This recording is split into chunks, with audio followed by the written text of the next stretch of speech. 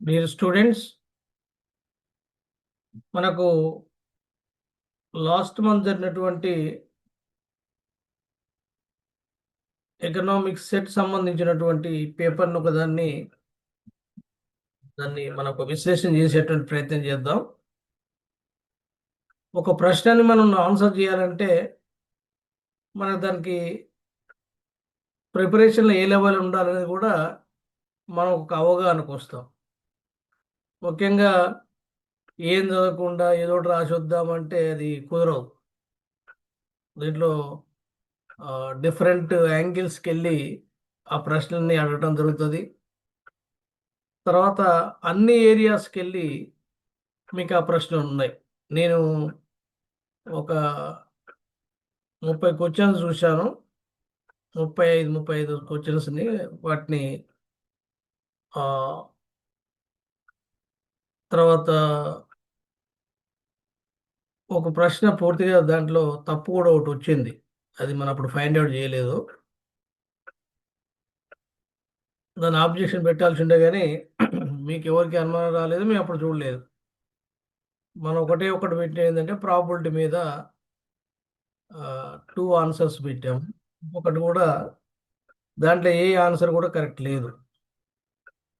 అయితే మనకు అక్కడ వచ్చింది తప్పు అని తెలుసుకోవడం, దాన్ని ఎంత పరిశీలన చూడాలంటే పర్ఫెక్ట్ చూస్తేనే ఇది తప్పు అని మనం చెప్పగలుగుతాం. అయితే దీంట్లో మనకు మీ క్వశ్చన్ పేపర్ రాసి చాలామంది సెట్ రాసిన వాళ్ళు దీంట్లో ఉన్నారు.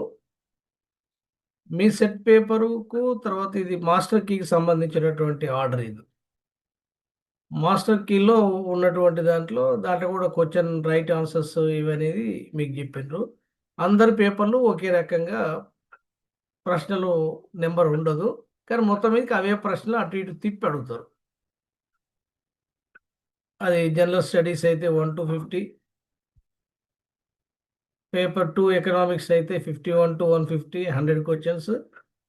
ఈ 100 క్వశ్చన్స్లో జంబ్లింగ్ అయితే మంచి మంచి జంబ్లింగ్ అయితే అయితే మనం తీసుకుంది మాత్రం ఏంటంటే మాస్టర్ కీ అనేది, అది ఆ నెంబరింగ్ అనేటువంటి దాని ప్రకారం ప్రతి క్వశ్చన్కు ఒక ఐడి నెంబర్ ఇస్తాడు. ప్రతి ఆప్షన్ కూడా ఒక ఐడి నెంబర్ ఇస్తాడు. ఐడి నెంబర్స్ ఉన్నప్పుడు ఆప్షన్స్ కూడా జంబ్లింగ్ అవుతాయి. కాబట్టి మనం ప్రశ్న ఛాలెంజ్ చేసేటప్పుడు ఐడి నెంబర్తో మాత్రమే చేయాలి. సరే, ఇప్పుడు మనకు నెట్ కంటే సెట్ కంటే కూడా నెట్ ఛాలెంజింగ్ వాళ్ళ ప్రొఫార్మా ఇంకా బాగుంది. మనం కూడా కిరణ్ కుమార్ ఒకటి, తర్వాత కృష్ణ ఒకటి, 2 ప్రశ్నలు చేసినాము. మనకు క్వశ్చన్ ఐడి కొట్టగానే ఆ క్వశ్చన్ ఐడి నెంబరు అది ఒరిజినల్ కీకి వాళ్ళ మాస్టర్ కీకి వెళ్ళిపోద్ది. మాస్టర్ కీ మనకు ఆన్సర్ ఇచ్చిండు. దాంట్లో కూడా ఆన్సర్స్ ఉంటాయి. మనం కరెక్ట్ ఆన్సర్ అక్కడ ఏముంది, మనకేం పెట్టదలుచుకున్నాము, దాంట్లో వాడు ఒకటి ఇస్తే మనది 2, 3, 4 ఏదో ఒకటి చెప్పి అసలు ఏది లేదా, అన్ని తప్పేనా, లేకపోతే ఒకటికంటే ఎక్కువ రైట్ ఉన్నాయా అనేటువంటిది మనం ఆబ్జెక్షన్స్ రేజ్ చేయాలి. ఆబ్జెక్షన్ రేజ్ చేయాలంటే ఫస్ట్ ఏంటిదంటే ఆ ఆ ప్రశ్నలు మొత్తం ఉడగట్టాలి, ఫిల్టర్ చేయాలి. ఫిల్టర్ చేసి జనరల్గా కరెక్ట్ ఆన్సర్స్ అనేవి మనం చూడగానే అర్థమైంది. మనం అప్పుడు ఎగ్జామ్లో చేయకున్నా కానీ, ఎగ్జామ్లో ఆ టైంలో చదవకున్నా కానీ ఆ కరెక్ట్ ఆన్సర్ ఏదనేది మనకు కొంత అర్థమైంది. సబ్జెక్ట్ మీద కొంత అంతో అవగాహన ఉంటుంది కాబట్టి అది. ఇంకొంచెం అనుమానాస్పదంగా ఉన్నటువంటి వాటిని మనం తరోగా చెక్ చేస్తే దాంట్లో ఉన్నటువంటి లోటుపాటు తెలుస్తాయి. ఇంకా అనుమానం ఉండి ఒకటా రెండా అసలు ఏది లేదని తెలుసుకోవాలంటే మనం 1-2 సార్లు వాటిని పరిశీలన చేసి దానికి సంబంధించినటువంటి కాన్సెప్ట్ మీద ఉన్నటువంటిదంతా కూడా మనకు సైటేషన్ తీసుకురావాలి. సైటేషన్ చేయడం అంటే దాని రెఫరెన్స్, అది ఎక్కడికి వెళ్ళి తీసుకోబడ్డది, వెళ్ళి తీసుకోబడ్డది, ఏ సిద్ధాంతంకి వెళ్ళి, ఏ థియరీకి వెళ్ళి తీసుకోబడ్డది అనేటువంటిది మనకు కొంత అవగాహన ఉంటే అప్పుడు మనం సైటేషన్ ద్వారా ఆబ్జెక్షన్ రేజ్ చేయడానికి అవకాశం ఉంది. అంటే మనకు ఒక ఆబ్జెక్షన్ ఒక స్టూడెంట్గా పెడుతున్నాం అంటే మనకు అన్ని కోణాలకు వెళ్ళి దాన్ని స్టడీ చేస్తే సాధ్యమైంది. అయితే నెట్కు సెట్కు సిలబస్ ఒకటే కాబట్టి సిలబస్ ఒకటే అయినప్పుడు వాళ్ళ యొక్క స్టాండర్డ్లో డెఫినెట్గా తేడా ఉంది. సెట్ సిలబస్ కంటే నెట్ సిలబస్ స్టాండర్డ్లో ఎక్కువ ఉంది. తర్వాత వాళ్ళు అడిగేటువంటి క్వశ్చనింగ్ కూడా కొంత అంటే డిఫరెంట్ స్టాండర్డ్స్లో మెయింటైన్ చేసుకుంటూ పోయాను.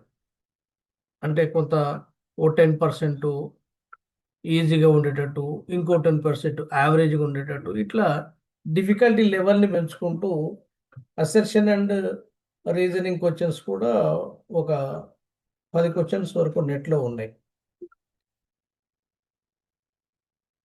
నెట్ సెట్ రెండిట్లో కూడా స్టాటిస్టిక్స్ అండ్ మ్యాథమెటిక్స్ సంబంధించినటువంటి కూడా ఎక్కువ ఇంపార్టెన్స్ ఇచ్చారు. చాలా మంది నెట్ ఎందుకు క్వాలిఫై అవుతలేరు, సెట్ ఎందుకు ఇబ్బంది పడుతుండ్రు అంటే దాంట్లో మ్యాథమెటికల్ స్టాటిస్టిక్స్ రెండు కనుక వచ్చినప్పుడు ఈ ఎకనామిక్స్ బ్యాక్గ్రౌండ్ ఉన్నటువంటి వాళ్ళు అక్కడ కొంత ఇబ్బంది పడుతున్నటువంటి సందర్భం కూడా ఉంది. ఎవరు బాగా జేఆర్ఎఫ్ లాంటివి నెట్ లాంటివి క్వాలిఫై అవుతున్నారంటే మ్యాథమెటికల్ బ్యాక్గ్రౌండ్ ఉన్నటువంటి వాళ్ళు డెఫినెట్గా క్వాలిఫై అవుతారు. దాన్ని నెట్ కానీ సెట్ కానీ నేను చాలామంది స్టూడెంట్స్ని మీరు ఎగ్జామ్ రాసేటప్పుడు వాళ్ళు చూసినప్పుడు మంచి స్పీడ్గా చేసేటువంటి క్యాండిడేట్స్ ఎవరైతే ఉందో వాళ్ళకు మ్యాథ్స్ బ్యాక్గ్రౌండ్ ఉంది. ఎగ్జాంపుల్గా మన దగ్గర సిద్దిపేటకి వెళ్ళి శారద అనే ఒక అమ్మాయి, నేను మొన్న నాకు సర్టిఫికేట్ కాన్వకేషన్ అప్లై చేసేటప్పుడు షీ బిలాంగ్స్ టు ఎంపీసీ, అంటే ఆమె ఇంటర్మీడియట్లో ఎంపీసీ కాబట్టి లెక్కలు బాగా చేసింది. లెక్కలు ఇచ్చినా కానీ వెంటనే హోంవర్క్లో ఇచ్చినప్పుడు టకా టకా టకా చేసింది. అంటే మనకు మ్యాథమెటికల్ బ్యాక్గ్రౌండ్ ఉంటే ఎకనామిక్స్ అనేది చాలా కేక్ వాక్, అంటే చాలా సులభంగా దాన్ని పాస్ కావచ్చు, దాన్ని అర్థం చేసుకోవచ్చు. ముఖ్యంగా డెరివేషన్స్, తర్వాత సెట్స్, ఈక్వేషన్ సంబంధించినటువంటి ఫంక్షన్స్, అట్లాగే స్టాటిస్టిక్స్, ఇంకా కొంత స్టాటిస్టిక్స్ ఒక 50% దాన్ని కొంచెం ప్రాక్టీస్ చేస్తే ఈజీగా అర్థమైపోతాయి. మ్యాథమెటికల్ ఎటొచ్చి మనం అర్థం చేసుకున్న వాళ్ళు క్వశ్చన్స్ అడిగినటువంటి విధానంలో ఆ ట్విస్టింగ్ మనం అర్థం చేసుకోవాలంటే సబ్జెక్ట్ మీద కొంత పట్టు ఉండాలి. అట్లా ఆ గ్రిప్ లేకుండా మనం అర్థం చేసుకుంటే సరిపోదు కానీ వాడు ఇచ్చే ప్రశ్నలు కూడా మనం అర్థం చేసుకోగలగాలి. అయితే ఇవి మనం నెట్కు సంబంధించినటువంటి సెట్ నెట్ ఈ రెండు ఎగ్జామినేషన్లో చూసినటువంటి ప్రధానమైన అంశాలు నేను గమనించినాయి. అయితే మేము కూడా ఎప్పుడు సెట్కు కోచింగ్ ఇచ్చాం కానీ నెట్కి ఎప్పుడు ఇవ్వలేదు. పేపర్లు మామూలుగా మనం కోచింగ్ ఇచ్చేటప్పుడు చూసినప్పుడు పేపర్లు విధానం వేరుంటుంది. ఎంఏ ఎకనామిక్స్ 15 ఇయర్స్కి వెళ్ళి ఇస్తుంటాం. ప్రతిసారి మేము ఎంఏ ఎకనామిక్స్ వచ్చిన ఇంట్రెస్ట్ పేపర్ని విశ్లేషణ చేసి ఆ డిగ్రీకి ఉన్నటువంటి ఆ స్టూడెంట్స్కు నెక్స్ట్ బ్యాచ్కు దాన్ని చెప్పుకుంటూ ఆ పేపర్ దానికి అనుగుణంగా మార్చుకుంటూ ఎప్పటికప్పుడు వాళ్ళని అప్డేట్ చేసుకుంటూ వచ్చినాం. తర్వాత పీజీ పోయిన తర్వాత వాళ్ళు ఎంఏ ఎకనామిక్స్ రాసుకున్న తర్వాత నెట్ సెట్ ఇటువంటివన్నీ కూడా ఎవరికి వాళ్ళు చూసుకుంటూ పోయినరు.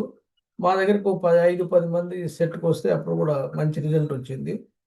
ఈసారి జేఎల్ రిజల్ట్ తర్వాత మరి సెట్ నెట్ కూడా మనం దీన్ని టేకప్ చేయాలి. ముఖ్యంగా జేఎల్ సెట్ పడ్డది, తెలంగాణ సెట్ పడ్డది. ముందుగా తెలంగాణ సెట్ బైలింగల్ ఉంటుంది కాబట్టి దాని చాలా కాలం పాటు అంటే ఒక 2 months 2.5 months మధ్య మధ్య బ్రేక్స్ వచ్చినప్పుడు కూడా దాన్ని ఒక 4 గ్రాండ్ టెస్టులు, అన్ని ఇండివిజువల్ టెస్టులు అన్నీ కూడా కంప్లీట్ చేసుకున్నాం. చాలామంది క్వాలిఫై అవుతారనే నమ్మకం నాకుంది. ఒక 20 వరకు అయితే పక్కా అవుతారు.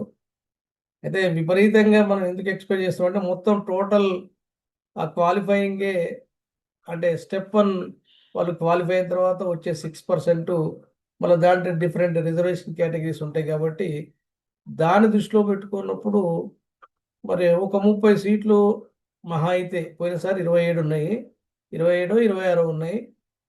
మరి 27 26లో మనకే 20 అంటే మనకు ఉన్నటువంటి మార్క్స్ బట్టి అయితే రావాలి. మరి ఆ 6%లో ఎంతమంది మనం వస్తాము, ఆ రూల్ ఆఫ్ రిజర్వేషన్లో ఎంతమంది వాళ్ళు పెట్టినటువంటి దాన్ని ఫిక్స్ చేసుకుంటూ పోయాం. మీకు ఒక ప్రాబబుల్ లిస్ట్ కూడా ఇచ్చాం. సెట్ అయిపోయింది, క్వాలిఫై అయ్యే వాళ్ళు అవుతారు. నెట్ కూడా ఓ ఓ 10 మంది వరకు రావచ్చు అని చెప్పేసి ఇంకొక అంచనా. అంటే ఈ రెండు కలిసి అంటే దాంట్లో ఒకటే సెట్ నెట్ వచ్చేవాళ్ళు కూడా ఉంటారు. సరే మొత్తం మీకు ఆ రిజల్ట్ ఈ రిజల్ట్ వేరు కాబట్టి ఒక 25 నుంచి 30 క్వాలిఫైయింగ్ రావచ్చు అనేటువంటిది ఒక ఆలోచన. అయితే నేను ముందు సెట్ నెట్కి సంబంధించినటువంటి పేపర్ని విశ్లేషణ చేద్దామని ఒక ఆలోచన ఉండే ఒక 3-4 డేస్ బ్యాక్. అయితే దీంట్లో కొంతమంది ఏపీ సెట్ రాస్తున్నారు కాబట్టి ఇది బైలింగ్వల్ ఉంది కాబట్టి ఈ తెలంగాణ సెట్ సంబంధించినటువంటి ఒక 2-3 పేపర్లు మనం కనుక 100 మాటలే విశ్లేషణ చేస్తే ఆ డిఫరెంట్ ఏరియాస్కి వెళ్ళి వచ్చేటువంటి ప్రశ్నల ఆ సరళి ఎట్లా ఉంది అంటే వాళ్ళ ఆస్కింగ్ ఆఫ్ క్వశ్చన్స్ ఏ ఏ లెవెల్లో ఉన్నాయి అనేటువంటిది మనకు అర్థమవుతాయి. ఏదో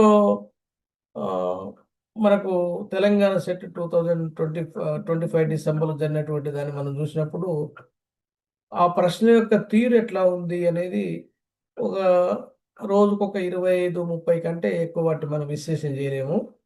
అంటే ఒక 3 డేస్ పడుతుంది, 3 to 4 డేస్ పడుతుంది. ఒక 25 పెట్టుకోండి డైలీ. అయితే 25 మనం ఎక్స్ప్లెయిన్ చేసుకుంటూ 25 అంటే ఒక్కో దానికి 2-3 నిమిషాలు అయితే పడుతుంది కదా. ఒక గంట సేపు అయితే మనకు దాని టైం పడుతుంది ఒక 25 ఎక్స్ప్లెయిన్ చేసుకోవాలంటే. ఆ ఎక్స్ప్లెయిన్ చేసేటువంటి నేపథ్యంలో మనకు ఏ ఏరియాకి వెళ్ళి వచ్చినాయి అనేది కూడా మీరు పికప్ చేయగలగాలి. ఇట్లా ప్రశ్న రాగానే ఇది స్టాటిస్టిక్సా, లేకపోతే పబ్లిక్ ఎకనామిక్సా, లేకపోతే గ్రోత్ అండ్ డెవలప్మెంటా, ఇండియన్ ఎకానమా, మైక్రోనా, మ్యాక్రోనా, ఎన్విరాన్మెంటలా, ఇట్లా చూడగానే బ్యాంకింగ్ ఇట్లా చూడగానే ఆ ప్రశ్న ఏ ఏరియాకి వెళ్ళి వచ్చింది దాని ఆన్సర్ తర్వాత ముచ్చట. తర్వాత ఆన్సర్ మనకు లాజిక్ ఎట్లా ఉపయోగించుకోవాలి అనేటువంటిది మనం డిస్కస్ చేద్దాం. ఏదైనా ఏంటంటే లాజిక్ ఉపయోగించుకోవాలన్నా కూడా మనకు సబ్జెక్టు మీద ఎంతో అంత టచ్ లేకపోతే, దాంట్లో ప్రవేశం లేకపోతే లాజిక్ పనిచేయవు. లాజిక్ ఎప్పుడు పనిచేస్తుంది? కొంత మేరకు ఆ సబ్జెక్టు మీద మనకు అవగాహన ఉంటే, కొంత కసరత్తు చేస్తే, అంతకుముందు కొంచెం చదివి ఉంటే అప్పుడు మనకు ఈ తర్కం లాజిక్ అంతా కూడా కొంత వర్కౌట్ అవుతుంది. ఆ వర్కౌట్ కావడానికి మనకు సమయం చాలా ఉంది కాబట్టి జూన్లో వచ్చేటువంటి నెట్ ఎగ్జామ్స్ కోసం ఈ పేపర్లన్నీ కూడా నెట్ పేపర్లన్నీ కూడా 10 క్వశ్చన్లు 20 క్వశ్చన్లు తీసుకొని పేపర్ వైజ్గా దాన్ని అనాలిసిస్ చేస్తే మనకు డెఫినెట్గా మంచి పర్ఫార్మెన్స్ వస్తుంది. ఈ నెట్ సెట్ అనేటువంటిది పెద్ద కష్టం కాదు అనేటువంటి విషయం మీకు అర్థమైపోతుంది. అయితే ముందుగా స్టూడెంట్స్కి నేను సిన్సియర్గా మీకు చెప్పేది ఏంటంటే, మీరు ఒక నోట్బుక్ పెన్ తీసుకోమని చెప్పాను. ఇట్లా నేను ఆ ప్రశ్న రాగానే ఇది ఏ ఏరియాకి వెళ్ళి వచ్చిందో చెప్పాలి. మొట్టమొదటి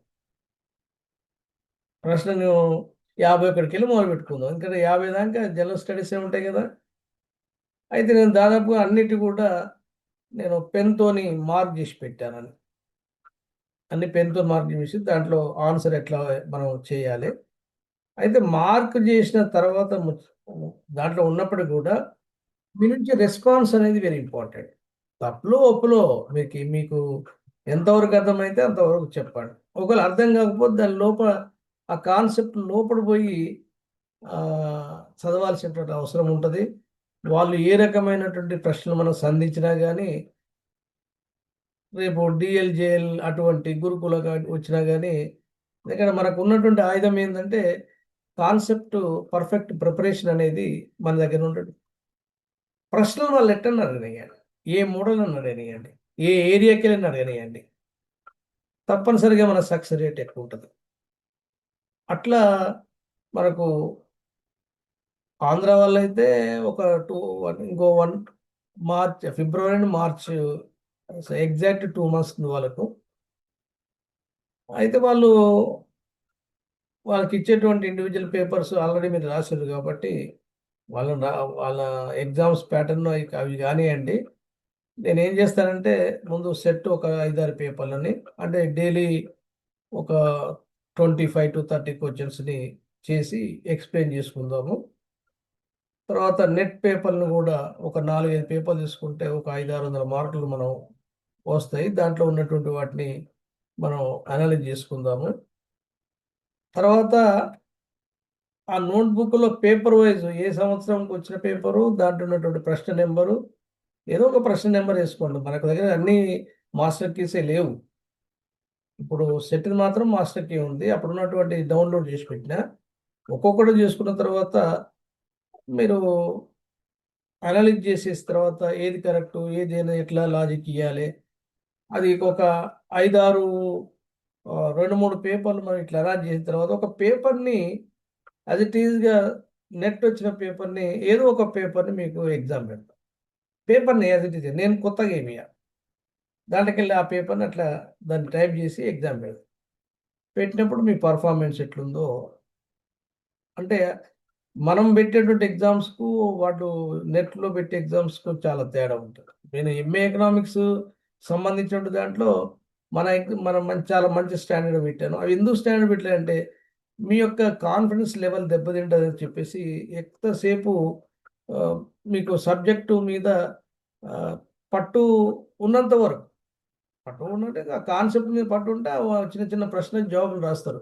కానీ టైం అనేది వాడు ఏం చేసేయాలంటే నెట్లో ఒక ప్రశ్న ఇస్తుందంటే దాంట్లో 4-5 కాన్సెప్ట్స్ని ఒక్కొక్క ఆప్షన్కి ఒక కాన్సెప్ట్కి వెళ్ళి తీసుకొని ఆ ప్రశ్నల్లో ఇచ్చుకుంటూ ఏ ఏ సి డి అని ఇచ్చేసి A correct, AB correct, BC correct, ABCD correct అనే ఆప్షన్లు ఇస్తే దాంట్లో కొన్ని తప్పులు ఉంటాయి, కొన్ని ఒప్పులు ఉంటాయి. విచ్ ఈజ్ నాట్ కరెక్ట్ అంటాడు, విచ్ ఈజ్ కరెక్ట్ అంటాడు. అడిగినటువంటి ప్రశ్నలు ఏది సరి అయినది కాదు గుర్తించు అంటాడు. మామూలుగా మనకు ఆ ప్రశ్నలు అడిగితే సరి అయినటువంటి వాటిని గుర్తించమనేది మనకు ఉన్నటువంటి హ్యాబిట్. వాడు ఓసారి నాట్ అని పెడతాడు చూడు, which is not the following sentences which is not correct అని చెప్పేసి దాంట్లో తప్పులు ఒక 2, ఒప్పులు 2 ఇస్తాడు. రైట్ ఒక 2, రాంగ్ 2. వాడికి ఏం చెప్పాలి? రాంగునే చెప్పాలి. వాడు ఏం అడిగిండు అంటే రాంగ్, నాట్ కరెక్ట్ అనేది. ఫాల్స్ ట్రూ అంటాడు. నిజము అబద్ధం ఏమో చెప్పంటాడు. వాడు నిజం చెప్పంటే నిజాన్ని చెప్పాలి, ఫాల్స్ అబద్ధాన్ని చెప్పాలంటే అబద్ధాన్ని గుర్తించాలి. అయితే ప్రశ్న అందుకే జాగ్రత్తగా చదివి మనం ఆన్సర్ చేయాల్సి వస్తుంది. అయితే మన సెట్లో అడిగినటువంటి ఒక వీలంత వరకు మనకు ఒక 8:30 అయింది కాబట్టి 8:25 అయింది కాబట్టి బై 9:15 వరకు ఎన్ని వీలైతే అన్ని చేద్దాము. ఒక 25-30 ఆల్రెడీ ఆన్సర్స్ పికప్ చేసి పెట్టాను దాంట్లోనే, పేపర్లోనే. ఈ పేపర్ అంతా అయిపోయిన తర్వాత ఇదే పేపర్ని మీకు పంపిస్తాను. దాంట్లో నోట్స్ ఉన్నాయి. ఆ నోట్స్ని మీరు అప్పుడు డీటెయిల్గా ఇంకా రాసుకునే ప్రయత్నం చేసుకోండి. తర్వాత మీకు ఆ కాన్సెప్ట్ ఎక్కడెక్కడ ఉందో దానికి యాడ్ చేసుకునేటువంటి ప్రయత్నం చేయండి. ఇక మీరు ఇక్కడికి వెళ్ళే మెల్లమెల్లగా తెలుగుని తగ్గించుకుంటూ పోండి.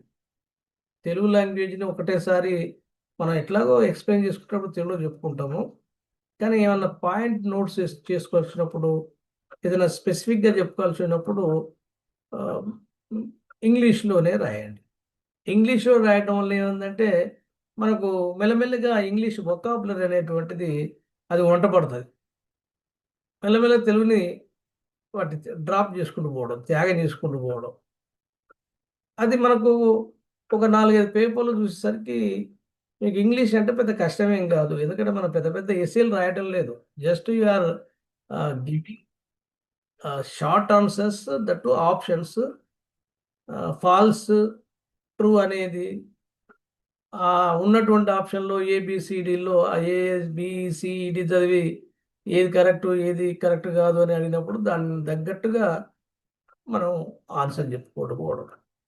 ఇది మొట్టమొదటిగా మీరు జాగ్రత్తగా పెన్ పేపర్స్ కూడా మీ దగ్గర ఉంచుకోండి. నేను అడిగినప్పుడు దీంట్లో ఒక 17, 18 మంది జాయిన్ అయ్యింది కదా. మీకు చెప్పాలనుకున్నప్పుడు మా స్పీకర్ ఆన్ చేసి చెప్పండి. నాకు ఎవరు చెప్పారు వినపడుతుంది, కనపడుతుంది. కనపడడం అంటే మీరు మాట్లాడే వాళ్ళు ఎవరు మాట్లాడుతున్నారు అనేది నాకు ఆటోమేటిక్ ఇక్కడ తెలిసిపోద్ది. స్పీకర్ ఎవరు ఆన్ చేసి తెలిసిపోద్ది. తర్వాత మీరు అట్లా దాని రెస్పాన్స్ ఇవ్వడం వల్ల మొట్టమొదటిలో మీరు తప్పు ఒప్పు మీకు వచ్చినటువంటి అభిప్రాయాన్ని నోరు మూసుకొని ఊరుకోకండి. సం మాట్లాడే ప్రయత్నం చేయండి. ఇప్పుడు మాట్లాడకపోతే ఎప్పుడు మాట్లాడతారు మీరు? ఎవరో ఏమనుకుంటారు అనేటువంటి దాన్ని ఇన్ఫియారిటీ కాంప్లెక్స్ని వదిలేసే ప్రయత్నం చేయండి. మెల్లమెల్లగా మీరు మాతో ఒక 6 months కనుక ట్రావెల్ చేస్తే డెఫినెట్గా మీరు చాలామంది నెట్ క్వాలిఫై అవుతారు. నెట్ క్వాలిఫై అయ్యేటువంటి కాన్ఫిడెన్స్తో మీరు జాబ్లు very limited jobs are there. DL పడ్డప్పుడు, గురుకుల పడ్డప్పుడు దీంట్లో ఒక స్ట్రీమ్లో మీకు అది గురుకుల కావచ్చు, కస్తూరిబా కావచ్చు, లేకపోతే రెగ్యులర్ జేఎల్ డిఎల్ కావచ్చు, ఇంకేమన్నా ఉంటే పార్ట్ టైము అటువంటివి కూడా ఉంటాయి. అటువంటి వాటి కావచ్చు. మొత్తం మీద ఉద్యోగం కావాలి. ఉద్యోగం కావాలంటే మనకు షార్ట్ కట్ మార్గం ఏంటంటే చదవటమే. చదవటంతో పాటే మీకు అవి వస్తాయి. కొంతమంది దీంట్లో స్కూల్ అసిస్టెంట్లు కూడా ఉన్నారు. దీంట్లో ఉన్న టిఎస్ఆర్ లక్ష్మి, మీరు స్కూల్ అసిస్టెంటే కదమ్మా టిఎస్ఆర్ లక్ష్మి? Yes sir. జీటీనా? స్కూల్ అసిస్టెంటే సార్. స్కూల్ అసిస్టెంట్స్ కూడా ఉన్నారు. కొంతమంది జేఎల్స్ కూడా ఉన్నారు. అంటే ఇప్పుడు దీంట్లో మన కాన్ఫిడెన్స్ ఉన్నటువంటి వాళ్ళు, సెట్ నెట్ కాన్ఫిడెన్స్ ఉన్నప్పుడు దే ఆర్ నాట్ అటెండింగ్. ఎందుకంటే వాళ్ళకు సెట్ వస్తుంది, నెట్ వస్తున్నప్పుడు మళ్ళీ దానికి ఎందుకు అని మళ్ళీ జేఎల్డిఎల్ కూడా అదే కంటిన్యూ అయింది. కాబట్టి మీకు నేను అనుకుంటే ఏంటంటే సెట్ రిజల్ట్ రావడానికి ఫిబ్రవరి ఎండింగ్ అని ఒక వార్త వచ్చింది. మళ్ళీ మనం ఎంక్వైరీ చేస్తే ఫిబ్రవరి చివరి వారంలో రావచ్చు అని చెప్పేసి, అంటే సుమారుగా ఇంకొక నెల పడుతుంది. నెట్ కూడా దాదాపుగా అదే డేట్లలో వస్తుంది. మీరు పాస్ అయినప్పుడు కూడా క్లాసెస్కి వచ్చి నేను ఎందుకంటే మీకు ఎటువంటి ఫీజు లేదు. తర్వాత వీటితోనే మళ్ళీ ఏమైనా ఎగ్జామ్ పెడితే దాంతో రాయండి.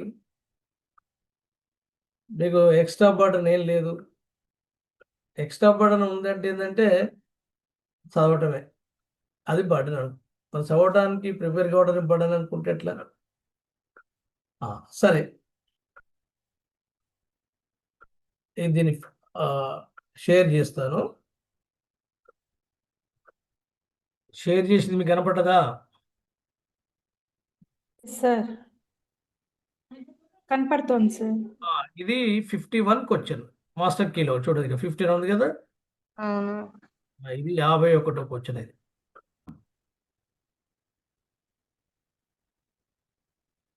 దీంట్లో తెలుగు అండ్ ఇంగ్లీష్ రెండు ఉన్నాయి కాబట్టి రెండు కూడా ఇబ్బంది. అది మీకు ఎక్కువ భాగం ఏంటంటే ఇంగ్లీష్ కాన్సెప్ట్నే మీ మైండ్లో దొరబడినాయండి. మరీ అర్థం కాకపోతే తెలుగు చూడండి. మెల్లమెల్ల తెలుగుని తగ్గించుకుంటూ పోటీ. దీంట్లో చూడండి, a change in capital labour ratio. Change అంటే ఏంది? మార్పే కదా. అవును సార్. మార్పుని ఏ గుర్తుని చూపిస్తాం మనం మార్పుని? Delta. Delta, very good.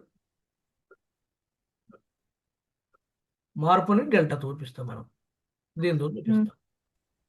A change in capital labour. Capital labour అంటే ఏంది? K/L కదా. క్యాపిటల్ లేబర్ అంటే L కదా. ఇంకోటి, a change in capital labour ratio, దానికి ఒక వాల్యూ ఇచ్చిండు. ఎంత ఇచ్చిండు చెప్పండి ఇది? క్యాపిటల్ లేబర్ కి 0.2. 0.2 ఇక్కడ ఇస్తున్నాం. 0.2 తర్వాత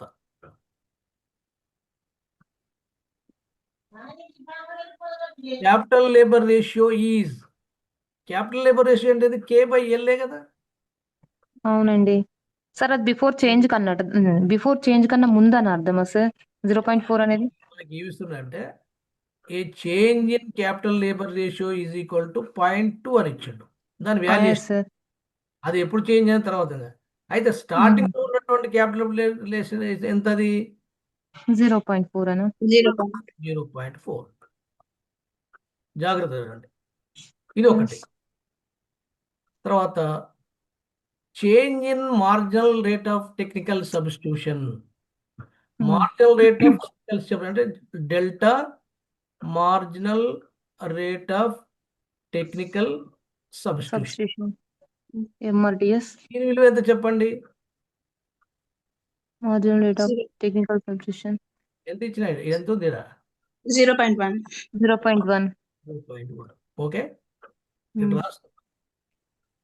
తర్వాత and marginal rate of technical substitution అంటే కేవలం మామూలుగా marginal rate of technical substitution is equal to, ఇదేమో డెల్టా, ఇదేమో డెల్టా, ఇదేమో మామూలుగా, ఇదేమో డెల్టా, ఇదేమో మామూలుగా. దీని విలువ ఎంత చెప్పండి? 0.4. 0.4. ఓకే, తర్వాత ఇక్కడ ఏమడుతుండు, what is the value of elasticity of factor substitution అంటే ఉత్పత్తి వ్యాకోచత విలువ ఎంత అడుగుతున్నాడు. అంటే ఇప్పుడు ఎలాస్టిసిటీ ఆఫ్ ఫ్యాక్టర్ సబ్స్టిట్యూషన్ కూడా సిగ్మాలుగా ఇట్లా పెట్టుకున్నాం మనం, లేకపోతే ఎలాస్టిసిటీ ఆఫ్ సప్లైడ్ ఈఎస్ అని కూడా పెట్టుకో.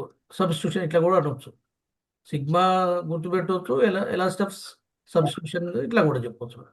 అయితే దీని సూత్రం ఏంటిది అంటే ఇక్కడ ఫస్ట్ లో చెప్తున్న సూత్రం ఏంటి? Delta K/L/KL by delta MRTS/MRTS. ఈ సూత్రం చూడాలి. మీకు ఏం గుర్తు వచ్చింది చెప్పండి? ఏదో సూత్రం గుర్తు రావాలి మీకు, బాగా దగ్గర పరిచయం సూత్రం ఒకటి గుర్తు రావాలి. డిమాండ్ వ్యాకోచత్వం తెలుసా మీకు సూత్రం? Elasticity of demand. దాని ఏం చెప్ప, డెల్టా Q/Q డెల్టా P/P. క్వాంటిటీలో చేంజెస్ అండ్ ప్రైజెస్ లో చేంజెస్. కదా, అంటే ఎలాస్టిక్ సప్లై సూత్రము మనం డిమాండ్ లో మార్పు పైది బై డిమాండ్ లో మార్పు బై మొట్టమొదటి ఉన్న డిమాండ్, ధరలో మార్పు బై మొట్టమొదటి ఉన్న ధర అంటే ప్రారంభ ధర. ఇదే కదా. ఇక్కడ డెల్టా KL విలువ వచ్చు మనకు. KL విలువ ఇచ్చిండు, delta marginal rate of technical substitution ఇచ్చిండు 0.1, marginal rate of technical substitution 0.4 ఇచ్చిండు, అంటే 0.4 ఇచ్చిండు. ఈ 4 విలువలు ఇచ్చిన తర్వాత మనకు వాడు ఏం కనుక్కుంటూ ఉంటుండు? ఎలాస్టిసిటీ ఆఫ్ సబ్స్టిట్యూషన్ అంటే టెక్నికల్ సబ్స్టిట్యూషన్. టెక్నికల్ అనే పదం ఎందుకు వాడినాము? K/L అనేటువంటిది సాంకేతికమైనటువంటిది కాబట్టి వాటికి టెక్నికల్ సబ్స్టిట్యూషన్. ఇప్పుడు ఆ 4 విలువల్ని సూత్రంలో ప్రతిక్షేపిస్తాం, వస్తాయా రాగా మనకు?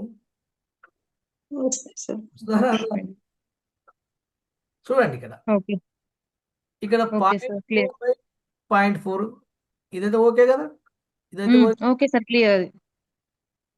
తర్వాత ఇది 0.1/0.4 ఇది కూడా కరెక్టే. Okay sir. ఇదేమో పైదేమో డెల్టా KL/KL, తర్వాతనేమో డెల్టా MRTS/MRTS.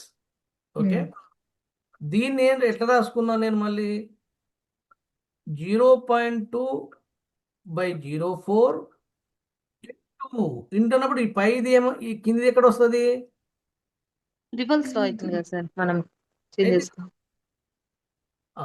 అంటే ఇక్కడ ఏమొచ్చింది? ఈ 0.05 లవానికి వెళ్ళిపోయింది, ఇది కిందిది హారానికి వెళ్ళిపోయింది, కింద మీద పల్ట అయింది కదా. ఇప్పుడు దీన్ని కొట్టే 0.04 కొట్టేసి 2 కొట్టుడు పోయినాయి కదా. అయినా 0.2 కింద కింద 0.1 ఉంది. ఈ రెండు మనకు కట్ అయితే ఈ సున్నాలు పోయినాయి కదా, ఇది ఎంత మిగిలిందిగా? ఈ 0.0 కట్ అయితే పైన 2 ఉంది. సో కింద 1 ఉన్నా కూడా నో వాల్యూ. 2నే కదా. 2. అవును సార్. ఆన్సర్ 2నే కదా, చూడండి. అవును సార్. ఇప్పుడు మీకు ఎంత ఆన్సర్? 4. ఇక్కడ 2 కరెక్ట్ వచ్చిందా లేదా? ఎస్. అవును. ఇక్కడ 2 కరెక్ట్ ఉందా? ఇది మనకు సెట్ ఎగ్జామ్ చూసినప్పుడు చాలా గందరగోళం అనిపించిందా? అవును సార్. అవును. ఇప్పుడు ఇది అంటే ఆ క్వశ్చన్ 2 సార్లు చదవనీకే టైం సరిపోయిందండి. అంటే మనకు ఉన్నది ఏంటంటే, ఈ లెక్కలు ఇచ్చినప్పుడు ఏమైందంటే, మన లెక్కల మీద కొంత అవగాహన ఉంటే చేస్తాము. ఈ టెక్నికల్ ఇది ఎక్కడికి వెళ్ళి వచ్చింది చెప్పండి, ఈ లెక్క పోని. ఎంఆర్టీఎస్ ఇండిఫరెన్స్ కర్వ్ తర్వాత మనం ఎంఆర్టీఎస్ నేర్చుకుంటాం కదా సార్. అంటే ఏ యూనిట్కి వెళ్ళి వచ్చింది ఇది? మొత్తం మీద micro micro economics. First part ఏంటంటే మైక్రో ఎకనామిక్స్ మైక్రోఎకనామిక్స్. అవును. మనకున్న 10 భాగాల్లో మైక్రో ఎకనామిక్స్ కి ప్రశ్న ఇచ్చింది. అంటే ఒక ఎస్ అండి. అంటే దీన్నే మనం మ్యాథమెటికల్ కూడా కన్వర్ట్ చేసుకోవచ్చు. మ్యాథమెటిక్స్ కూడా ఇవి అడుగుతుంది. ఇది క్వాంటిటీ. అంటే మ్యాథ్స్ సంబంధించినటువంటి మైక్రో ఎకనామిక్స్. ఎస్. ఇంకోటి ఏంది ఇది ప్రొడక్షన్కి వెళ్ళి వచ్చింది. ఎక్కడికి వెళ్ళి వచ్చింది? ప్రొడక్షన్కి వెళ్ళి. ప్రొడక్షన్లో ఇంకో ఏ భాగం ఇది? ఐసోకార్డ్ కర్వ్స్కి వెళ్ళి వచ్చింది. ఐసోకార్డ్ తెలుసు కదా. సార్ ఇది ఇండిఫరెన్స్ కర్వ్ కి సంబంధించింది కాదా అండి? ఇండిఫరెన్స్ కర్వ్ కాదు ఇది. ఇండిఫరెన్స్ కర్వ్ ఎట్లయితే? అంటే ఒకదానికి ఇంకోటి సబ్స్టిట్యూషన్ తీసుకుంటున్నాం కదా అని అనుకుంటున్నా. అట్లా కాదు. మనకి ఇండిఫరెన్స్ కర్వ్ వినియోగదారుడు XY వస్తువులు ఉపయోగిస్తాడు అక్కడ. ఒకదానికి బదులు ఇంకోటి రిప్లేస్మెంట్ తీసుకుంటాం. చేస్తాడు కానీ ఏంటివి Sacrifice. అవి ఏంటి వస్తువులు అవి. Okay goods. X వస్తువు Y వస్తువు కాంబినేషన్ లో వాడుతుంటాడు కదా. ఇక్కడ ఎస్ ఎస్. KN ఐసోకాంట్ లో మాత్రం ఓన్లీ ప్రొడక్షన్ కి సంబంధించి తీసుకుంటాం అంటున్నారా? ప్రొడక్షన్ అంటే ఇప్పుడు K ఏంటిది? ఇది K అంటే ఏంటిది? క్యాపిటల్. అంటే హెల్పర్ లేబర్. మూలధనం. L అంటే అవునండి. L అంటే అది లేబర్. లేబర్. అంటే క్యాపిటల్ లేబర్ ఉత్పత్తికి క్యాపిటల్ లేబర్ కావాలి. క్యాపిటల్ బదులు లేబర్ని, లేబర్ బదులు క్యాపిటల్ని సబ్స్టిట్యూట్ చేసుకోవచ్చు. Marginal rate of technical substitution, అక్కడనేమో marginal rate of substitution X for Y అని ఉంటుంది ఇండిఫరెన్స్ కర్వ్లో. ఇక్కడేమో అవునండి. Marginal rate of technical substitution K for L. అక్కడ ఎక్స్ ఫర్ వై ఉంటుంది కదా, ఇక్కడ ఎల్ ఉంటుంది. కే బదులు ఎల్ బదులు కేను సబ్స్టిట్యూట్ చేసుకోవచ్చు. కూడా ఎట్లా ఉంటుంది? ఐసోకాంట్ కర్వ్ కూడా ఎట్లా ఉంటుంది? నెగిటివ్ స్లోప్ ఉంటుంది. ఉంటుందా ఉండదా? సార్ సిమిలర్ గా ఇండిఫరెన్స్ కర్వ్ ఐసోకాంట్ సేమ్. ఉంటాయి. అంటే దీని సూత్రం ఏంటి? ఐసోకాంట్ సూత్రం ఏంటి చెప్పండి? Minus delta K by delta L. అక్కడ ఏం చేస్తున్నాము? XY అన్నప్పుడు ఏం చేస్తున్నాము? Minus delta X divided by X. ఇట్లా ఇక్కడనేమో XY వస్తువులు ఉన్నాయి, ఇక్కడ కేఎల్ ఉన్నాయి. ఇక్కడ కేఎల్ ఉన్నాయి. కే అంటే క్యాపిటల్, ఎల్ అంటే లేబర్. లేబర్ బదులు క్యాపిటల్, క్యాపిటల్ బదులు లేబర్ సబ్స్టిట్యూట్ చేస్తున్నాం మనం. అయితే సబ్స్టిట్యూట్ చేసేటప్పుడు దీనిలో కూడా ఏముంటుందంటే ఐసోకాంట్ కర్వ్ కూడా ఇండిఫరెన్స్ కర్వ్ లాగానే ఉంటుంది. దానికి కారణం ఏంటంటే మనం అధికంగా లేబర్ని సబ్స్టిట్యూట్ చేసే కొద్దీ కోల్పోయేటువంటి క్యాపిటల్ తగ్గుతుంటుంది. డిమినిషింగ్ రేట్ అంటాము. Marginal rate of technical substitution డిమినిషెస్, తగ్గుదల ఉంటుంది. కాబట్టి అయితే ఇక్కడ తగ్గుదల ఎక్కుదల అన్నట్టు కాకుండా ఎట్లయితే elasticity of substitution technical substitution సూత్రం అడిగింది కాబట్టి ఆ సూత్రాన్ని మనం ఎక్కడి మళ్ళీ పోవాలి? డిమాండ్ వ్యాకోచత్వం సూత్రం ఏందో దీని సూత్రం కూడా అది. ఇప్పుడు ఈ సూత్రం అప్లై చేసాక మనం ఈ రెండో చూడండి. ఇక్కడ నేను ఇక్కడ తీస్తున్నాను ఈ భాగాన్ని, రౌండ్ తీసా కదా, డెల్టా కే బై ఎల్. ఇట్లా బ్రాకెట్ పెట్టినాం, బ్రాకెట్ పెట్టకుండా ఏం లేదు, బై కే బై ఎల్. అంటే దీని అర్థమైంది డెల్టా క్యూ బై క్యూ అనే కదా, ఇది డెల్టా పి బై పి అన్నట్టే కదా.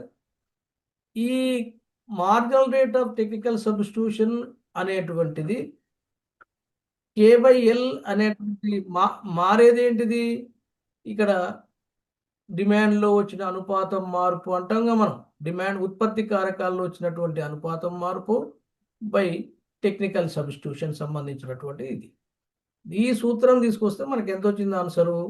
2 వచ్చింది.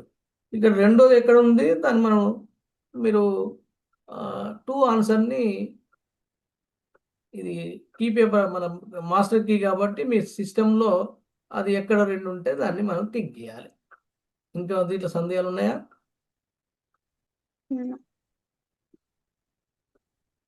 సెట్ రాసింది కదా మీరు అందరు రాసింది కదా? రాశాను. రాశాను. ఈ లెక్క చూసి వెళ్తాను ఇంతకు తర్వాత చూశాను సార్. తర్వాత చూసుకుంటా. అమ్మో, ఇది రైటే చేశాను సార్. ఇది రైటే చేశాను సార్. ఇది అన్ని ఛాన్స్ కింద వదిలిపెట్టేదా? సార్ రైటే పెట్టామా అని ఆప్షన్ అని చెప్తున్నాను. రైట్ పెడితే పర్లేదు, రైట్ పెడితే పర్లేదు. ఓకే ఓకే, ఇంకొకటి చూద్దాము. 52 చూద్దాం. Which of the following income demand curve is related to inferior good? Inferior good యొక్క డిమాండ్ కర్వ్ ఏది అని అడుగుతున్నాడు. ఫస్ట్ ఎట్లా ఉన్నది? ఎక్స్ అక్షానికి సమాంతరంగా ఉంది. అసలు డిమాండ్ కర్వ్ ఎక్స్ అక్షానికి సమాంతరంగా ఉంటుందా? No sir. వై అక్షానికి సమాంతరంగా ఉంటుందా? డిమాండ్ కర్వా? ఆ, ఇన్కమ్ డిమాండ్ విషయంలో ఇన్ఫీరియర్ గుడ్స్ ఇన్కమ్ ఇంక్రీజ్ అయ్యే కొద్దీ ఇన్ఫీరియర్ గుడ్స్ అనేవి నేను మనం అట్లా డిక్రీజ్ చేస్తాం. ఫస్ట్ ఏదైనా అది వస్తువు ఏదైనా కావచ్చు, అది ఇన్ఫీరియర్ ఓకే. గూడ్ సుపీరియర్ గూడ్ అని పక్క పెడదాం. ఉమ్, డిమాండ్ కరువు మీరు ఎక్కడన్నా సంపూర్ణ పోటీ మార్కెట్ తప్పిస్తే మామూలుగా డిమాండ్ కరువు ఇంకెక్కడ ఇట్లా ఉండదు. ఉండదండి. అంటే ఎక్స్ అక్షానికి సమాంతరంగా ఉండదు. పోనీ ఇట్లా ఉంటుందా? ఇట్లా కూడా ఉండదు. ఇది రూల్డ్ అవుట్, ఇది రూల్డ్ అవుట్. మనకున్నది ఒకటేమో ఇట్లన్నా ఉండాలి, లేకపోతే ఇట్లన్నా ఉండాలి. Positive or negative. Positive or negative ఉండాలి. అయితే వాడు ఏమంటున్నాడు? ఆదాయ డిమాండ్ రేట్ అడుగుతున్నాడు, income demand curve. Income demand అడుగుతున్నాడు, డిమాండ్ అడుగుతలేడు. మామూలుగా ఆదాయ డిమాండ్ అంటే ఆదాయం పెరిగితే ఎక్కువ వస్తువులు కొంటామా తక్కువ వస్తువులు కొంటామా మనం? జనరల్ గా అంటే అది గూడ్స్ ని బట్టి డిసైడ్ అవుతుంది కదా. జనరల్ గా మనకు చూడండి, ఇక్కడ నేను తీస్తున్నా. ఈ ఓఎక్స్ అక్షం మీద వస్తువు యొక్క డిమాండ్, ఇది డిమాండ్. Yes. దీని మీద ఏం తీసుకోవాలి మరి? ధర కాదు, ఏం తీసుకోవాలి? ఇన్కమ్. వై. వై అంటే ఏంది? ఇన్కమ్. ఇన్కమ్. మన ఇన్కమ్ ఒక 100 రూపాయలు ఉందబ్బా, అప్పుడు ఒక 100 వస్తువులు డిమాండ్ చేస్తున్నాం. మన Yes. ఇన్కమ్ 150 పెరిగింది. ఎక్కువ కొంటామా తక్కువ కొంటామా? ఎక్కువ కొంటాం, 150 కొంటాం.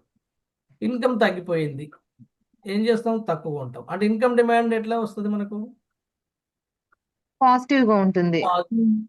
ఇది ఏం అడిగింది? Left to right. ఏం వస్తువు అడిగింది? Upward.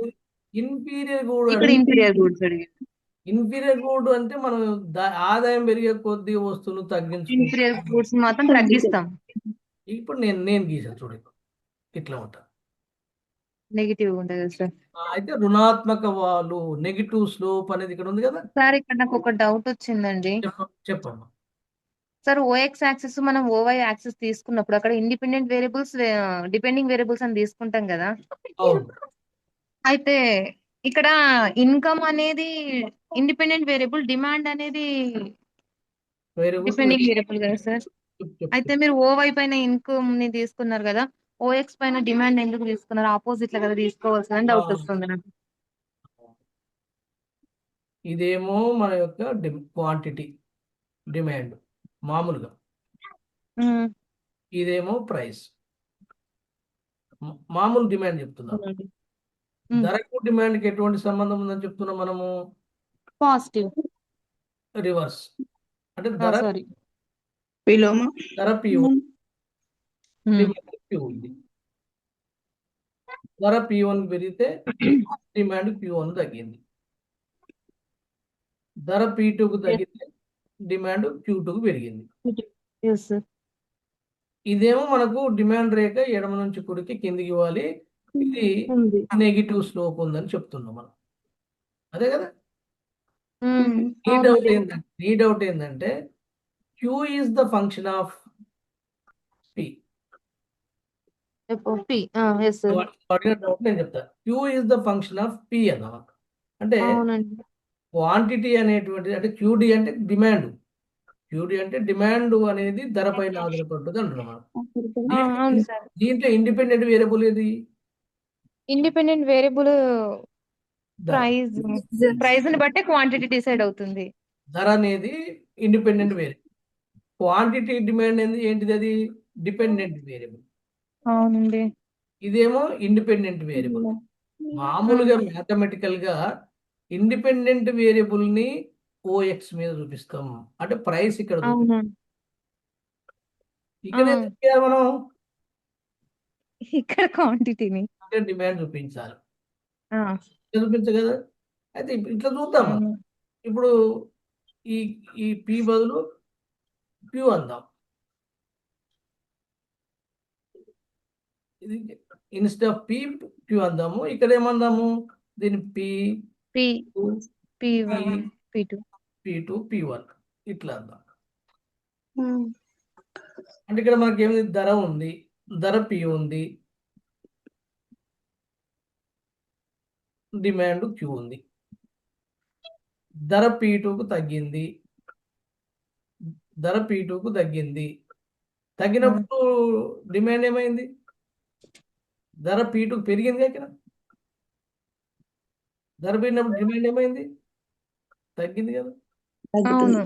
ధర తగ్గింది, డిమాండ్ పెరిగింది. Makes no difference. ఇప్పుడు డిపెండెంట్ అయితే మనం ఎందుకు ఎకనామిక్స్ వాళ్ళము మ్యాథమెటికల్ కాకుండా ఈ డిమాండ్ ఇక్కడ తీసుకోకుండా ఇక్కడ తీసుకొని, ధరని ఇక్కడ కాకుండా ఇక్కడ తీసుకొని ఎందుకు అట్లా పెడుతున్నాం అంటే Marshall used this type. Marshall అట్లే చెప్పింది కాబట్టి మిగతా ఎకనామిక్స్ అంతా కూడా దాన్నే ఫాలో అయ్యిండు. అర్థం కాదు సార్. మార్షల్ ఇట్లా యూజ్ చేసిండు. ఓకే. మ్యాథమెటికల్ గా మనం వాడేదంతా కూడా తప్పు. మ్యాథమెటికల్ గా చూసుకుంటే ఇప్పుడు ఎవరైనా మ్యాథ్స్ టీచర్ దగ్గర పోయినాం అనుకోండి, ఎందుకు మీరు ఇంకొక లాజిక్ చెప్పనా మీకు? మీరు పీ చేస్తారు కాబట్టి ఇప్పుడు ఎలాస్టిటీ ఆఫ్ డిమాండ్ సూత్రం ఏంటిది చెప్పండి? Elasticity of demand delta Q by Q delta P by P. తెలుసుకున్నాం కదా. అవును సార్. నేను ఒక చిన్న ఎగ్జాంపుల్ ఇస్తాను. 5 రూపాయల ప్రైస్ ఉంది, 100 వస్తువుల డిమాండ్ ఉంది. ప్రైస్ 3 రూపాయలు తగ్గింది, డిమాండ్ 150కి పెరిగింది. ఓకేనా? ప్రైస్ ఏమో 5 రూపీస్ ఉన్నప్పుడు డిమాండ్ ఏమో 100 ఉంది. ప్రైస్ 3కి తగ్గినప్పుడు డిమాండ్ ఏమో 150కి పెరిగింది. ఈ సూత్రంలో పెట్టగలుగుతారు కదా మీరు? డెల్టా క్యూ ఎంత చెప్పండి? డెల్టా క్యూ ఎంత? 50. Very good. క్యూ ఎంత? 100. Very good. డెల్టా పి ఎంత? 2 rupees. ఎంత? 2 rupees. 2 సార్. ఏం 2 అది? చేంజెస్. డెల్టా -2. ఓకే. అంతకుముందు 5 ఉంది, 3 అయితే ఏమన్నా మైనస్ ప్లస్? అది అంతకుముందు 5 రూపాయలు ఉంది, 3 రూపాయలకు వచ్చిందమ్మా. పెరిగినట్ట తగ్గినట్ట? Minus sir. అది -2 అది, నాట్ 2 బై -2 బై. ఓకే 5. ఇప్పుడు దీన్ని మనం రాద్దాం. 50/100 ఇంటూ 5/-2. అంతే కదా. అంతే సార్. దీన్ని మనం 51లో 52లో ఓకే 5 ఉంది. 2 × 2 -4 ఈ వాల్యూ ఈ వాల్యూ టోటల్ ఏమొస్తుంది చెప్పండి, మైనస్ వస్తుంది. అంటే ఇది సుమారుగా 1.5 4 1 4 2 1.2 వచ్చింది. ఎందుకంటే 5ని 4తో భాగిస్తే వచ్చింది. మనం మామూలుగా ఈ మైనస్ లెక్క తీసుకోము, కానీ ఈ -1.2 ఉంటుంది. ఇది దీని విలువ ఎంత వచ్చిందంటే -1.2 విలువ వచ్చింది. -1.2 అంటే డిమాండ్ వాల్యూ వచ్చింది ఎంత అన్నట్టు. మనం దీన్ని ఏమంటాం, సాపేక్ష వ్యాకోచ డిమాండ్ అంటాం, రిలేటివ్లీ ఎలాస్టిక్ ఆఫ్ డిమాండ్ అంటాం. మరి మైనస్ విలువ అంటే 0 కంటే తక్కువే కదా, ఎస్ 0 కంటే ఎక్కువ అంటున్నాం.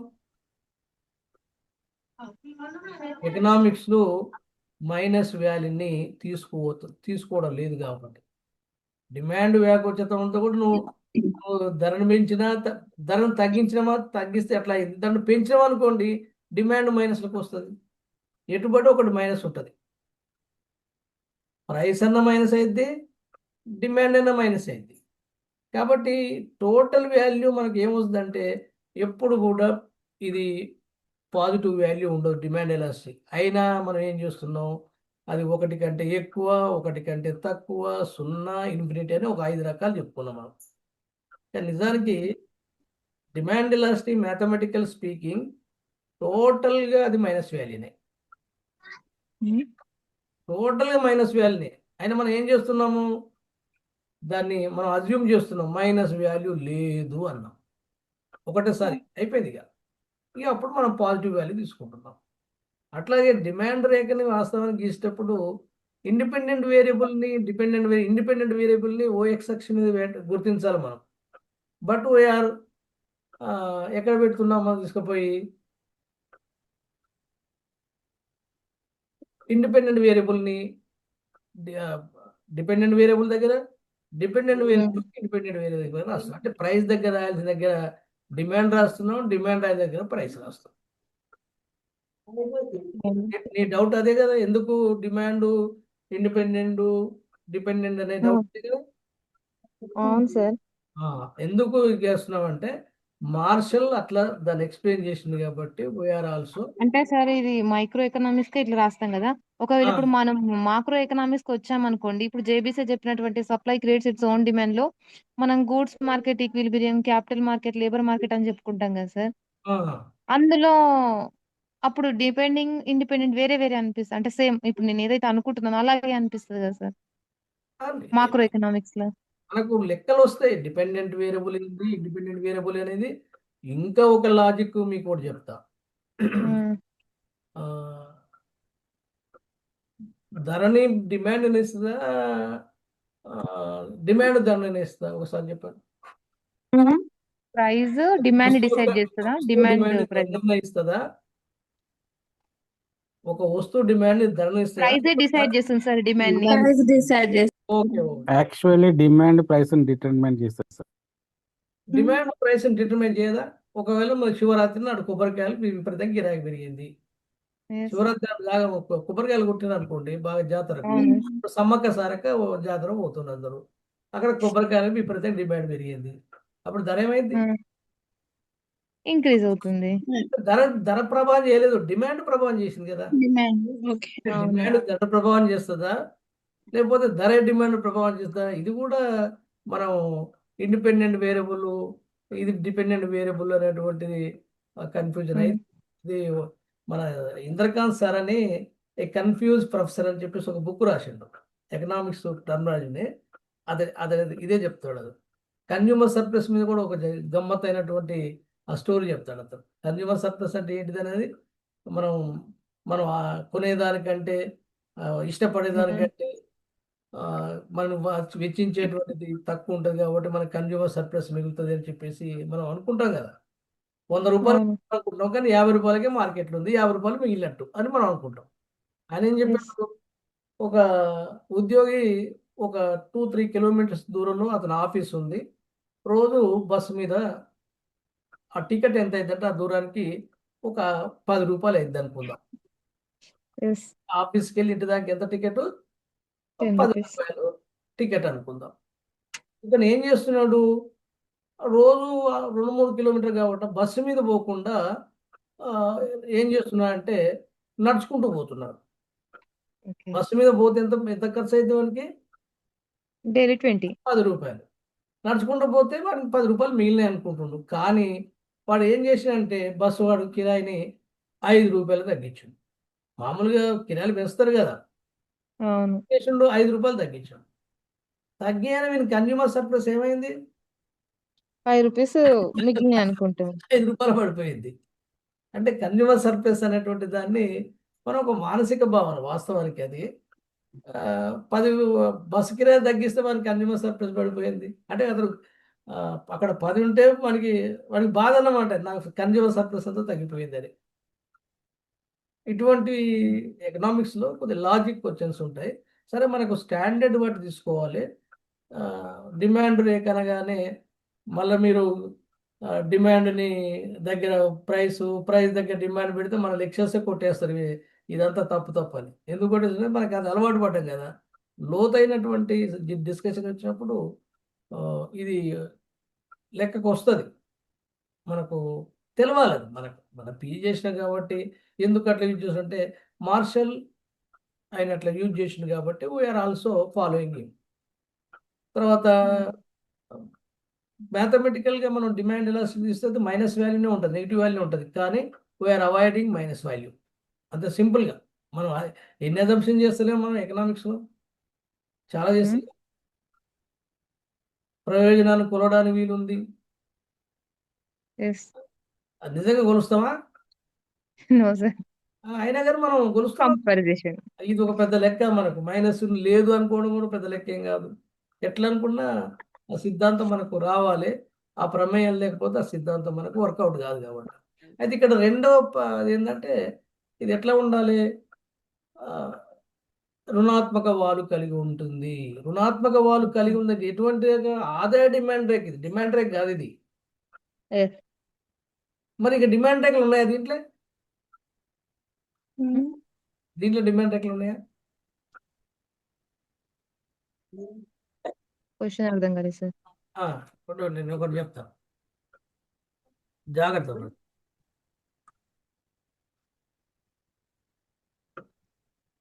స్కేల్ లేదు, అటు అందాతో తీస్తున్నా. ఇది ఓఎక్స్ అక్షం మీద డిమాండ్,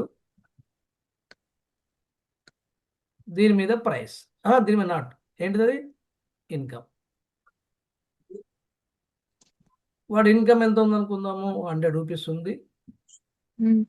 ఎన్ని వస్తువులు కొంటున్నాడు అప్పుడు? ఒక 50 వస్తువులు కొన్నాడు, లేకపోతే 100 కొన్నాడు అనుకుందాం. ఇన్కమ్ ఏమైంది? 150 పెరిగింది. ఇప్పుడు ఎక్కువ కొంటాడా తక్కువ కొంటాడా? ఎక్కువ. ఏంది, ఏం వస్తువులు ఇవి? ఇన్ఫీరియర్ గుడ్స్ ఇవి. ఇన్ఫీరియర్ గుడ్స్ అయితే తక్కువ తీసుకుంటారు సార్. తక్కువ. ఇన్కమ్ ఇంక్రీజ్ అయిపోతే చూడండి. ఇన్ఫీరియర్ గుడ్స్ కు బదులు బెస్ట్ గుడ్స్ పర్చేస్ చేద్దాం అనుకుంటారు. వాడు ఆదాయం తగ్గింది, 50 పడిపోయింది. ఇప్పుడు ఏం చేస్తున్నాడు? ఇన్ఫీరియర్ గుడ్స్ కి ప్రియారిటీ ఇస్తారు. ఇప్పుడు 150 కోట్లు. ఇప్పుడు ఈ బిందువులన్నీ కలిపితే వచ్చినటువంటి రేఖను ఏమంటున్నాం మనం, చెప్పండి? Income demand. ఏ ఇన్కమ్ డిమాండ్? ఇన్ఫీరియర్. అయితే ఇదేమో ఆదాయం సంబంధించినటువంటి డిమాండ్ రేఖ. చూడండి, ఇక్కడ ఒక డిమాండ్ రేఖ ఇక్కడ ఉంది, ఆల్రెడీ డిమాండ్ రేఖ ఒకటి ఉంది. ఇక్కడ కూడా డిమాండ్ రేఖ ఒకటి ఉంది.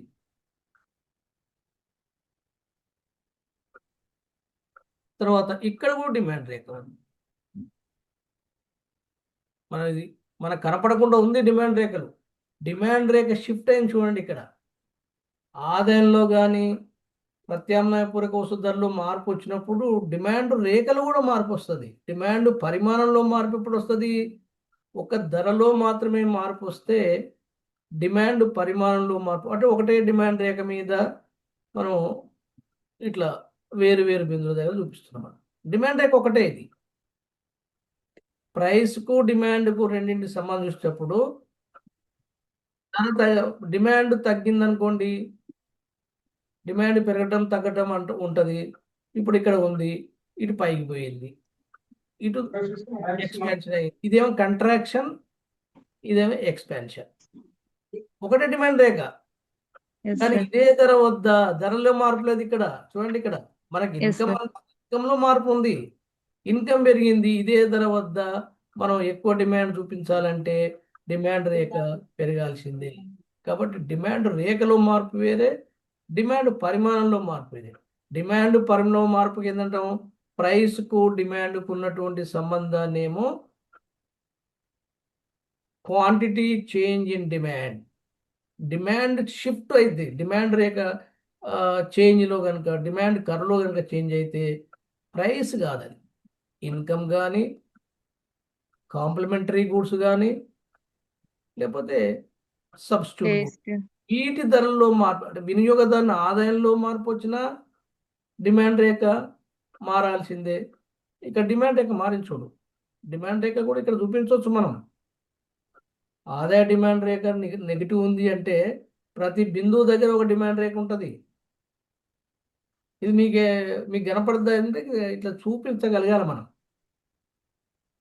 అట్లాగే క్రాస్ డిమాండ్లో కూడా డిమాండ్ రేఖలు ఉంటాయి.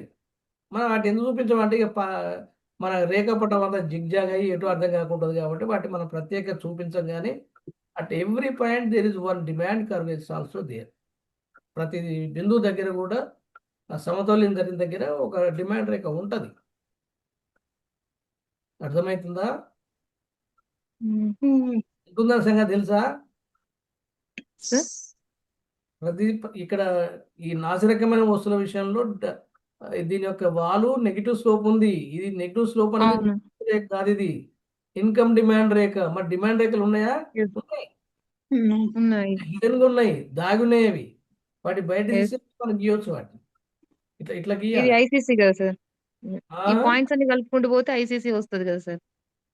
అది మళ్ళా ఇన్న ఆ, ఏది ఇప్పుడు ఇన్కమ్ ఎఫెక్ట్ వాటికి అది వేరు. మనం అది ఎందుకు ప్రైస్ తీసుకురావద్దు. ఎఫెక్ట్ అది చూడొచ్చు. కానీ మనం డిమాండ్ని నాసిరకం వస్తువుల్లో క్రాస్ డిమాండ్ వీటి చెప్పేటప్పుడు ఇండిఫరెన్స్ కర్వ్ మనం అనలైజ్ చేసినప్పుడు ఇంకా దాన్ని మనకు దీంట్లో కంటే ఇంకా దానికి ఇంకా కొంచెం అడ్వాన్స్ కాబట్టి సబ్జెక్ట్ మీద ఇంకొంత పర్ఫెక్ట్నెస్ అక్కడ వస్తే ఎవరికైనా. ఓకే ఇది ఇప్పుడు మనకు 2 ప్రశ్నలు అయిపోయినాయి. ఇక 3వ ప్రశ్న, ఇది మరి ఎవరు కూడా ఫైండ్ అవుట్ చేయలేదు. కిరణ్, నువ్వు కూడా నాకు చెప్పలే. ఉన్నవా లైన్లో? సార్ నేను సెట్ రాయలే సార్, ఇది ఎక్కడ చెప్పినవా? సెట్ రాయలే సార్, నేను నువ్వు సెట్ రాయలే కదా. Correct correct correct. రాయలే సార్, రాయలే. ఇది చూడండి, ఇది చాలా క్లియర్గా ఏ ఒక్కరు కూడా దీన్ని దృష్టి రాలేదు. Where average cost is minimum, the level of marginal cost is అన్నాడు. ఇది యావరేజ్ కాస్ట్ యొక్క మినిమం అంటే ఏంది? ఇది యొక్క కింది బిందువే కదా, ఇదే కదా.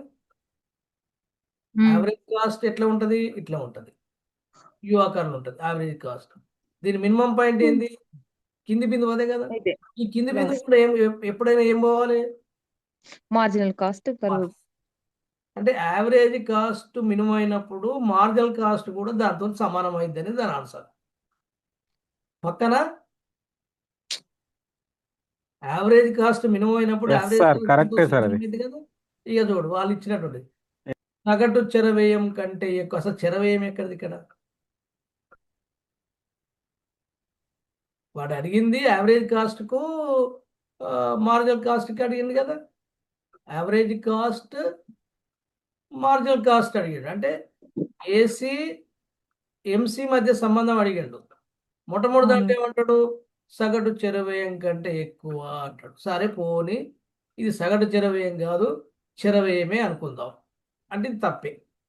ఇది ఏం చేసిండు? దీని రైట్ మీటింగ్ చూడండి. పెట్టిండా? టిక్ పెట్టిండా? పెట్టలే వాళ్ళు. పెట్టినారు. పోనీ ఇంకేదైనా కరెక్ట్ ఉందా చూద్దాం.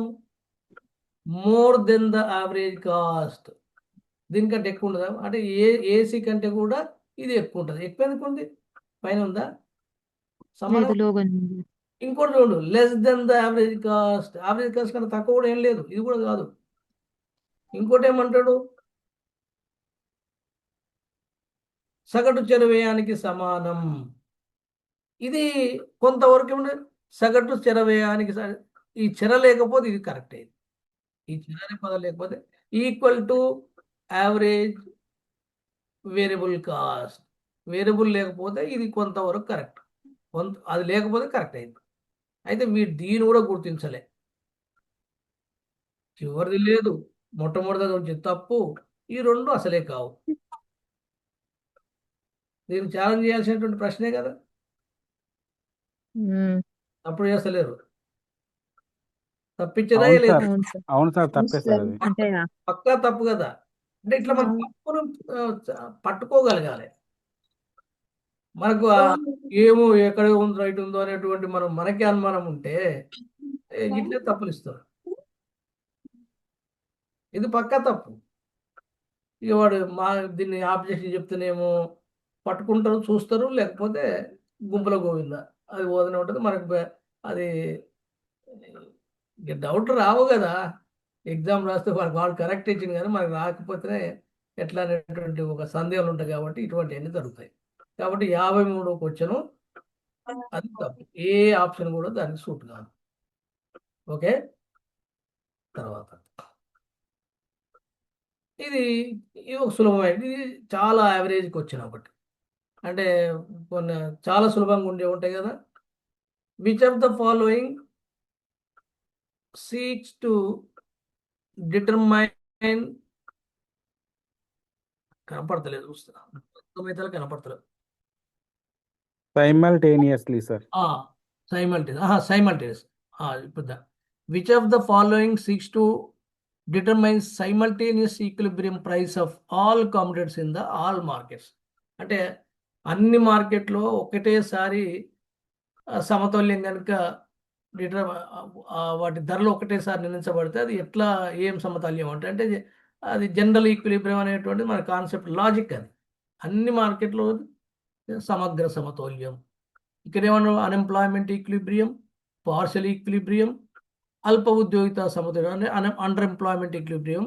ఇది ఒక్కటి చాలా సులభమైనటువంటి, చాలా మంది చేస్తారు. ఇది చేసినరా మీరు అందరూ? జ్ఞాపకం ఉందా? ఉంది సార్, చేసాం. ఒక చిన్న లెక్క. ఇప్పుడు మనం చూసినటువంటి 3 క్వశ్చన్లు ఇవి మైక్రో ఎకనామిక్స్లో జనరల్ ఈక్విలిబ్రియం. ఇదేమో కాస్ట్ కరువు, ఏసీఎంసీ మధ్య సంబంధం ఉంది కదా, దానికి సంబంధించినటువంటిది. ఇదేమో ఇన్కమ్ డిమాండ్ సంబంధించినటువంటి దాంట్లోకి వెళ్ళి తీసుకున్నాడు. తర్వాత ఇదేమో ఐసోకాంట్ కరువుకి వెళ్ళి తీసుకున్నాం. ఇవన్నీ కూడా మైక్రో ఎకనామిక్స్ సంబంధించినటువంటి. మ్యాథమెటికల్ కూడా ఉంది, ఒకసారి మ్యాథమెటికల్ పార్ట్కి కూడా మనం ఆలోచించాల్సి వస్తుంది. ఇంకొక లెక్క ఇచ్చాను చూడండి. లెక్క ఏంటిదంటే, ఇది సింపుల్ మ్యాథ్సే కానీ ఒక అనవసరమైనటువంటి ఫిగర్ ఇచ్చేసి స్టూడెంట్స్ని కన్ఫ్యూజన్ చేసినట్టుగా కనపడదు నాకు. Gross value added at market price is Rs 200. Net product tax is 40. Net direct tax Rs 30. What is the gross value added at basic price? Basic price కనుక్కోమంటాడు. తిరుగులేంది, మార్కెట్ ధరలో స్థూల విలువ మదింపు 200 రూపాయలు.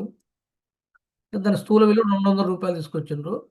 నికర వస్తువు పన్నులు 40 రూపాయలు, నికర ప్రత్యక్ష పన్నులు 30 రూపాయలు. ప్రాథమిక ధరలో స్థూల విలువ ఎంత అంటే దాని బేస్ ప్రైస్ ఎంత అన్నాడు. దీని బేస్ ప్రైస్ అంటే మనకి ఏంటంటే gross value added at basic price is equal to gross value at market price minus net product taxes తీసుకోవాలి మనం.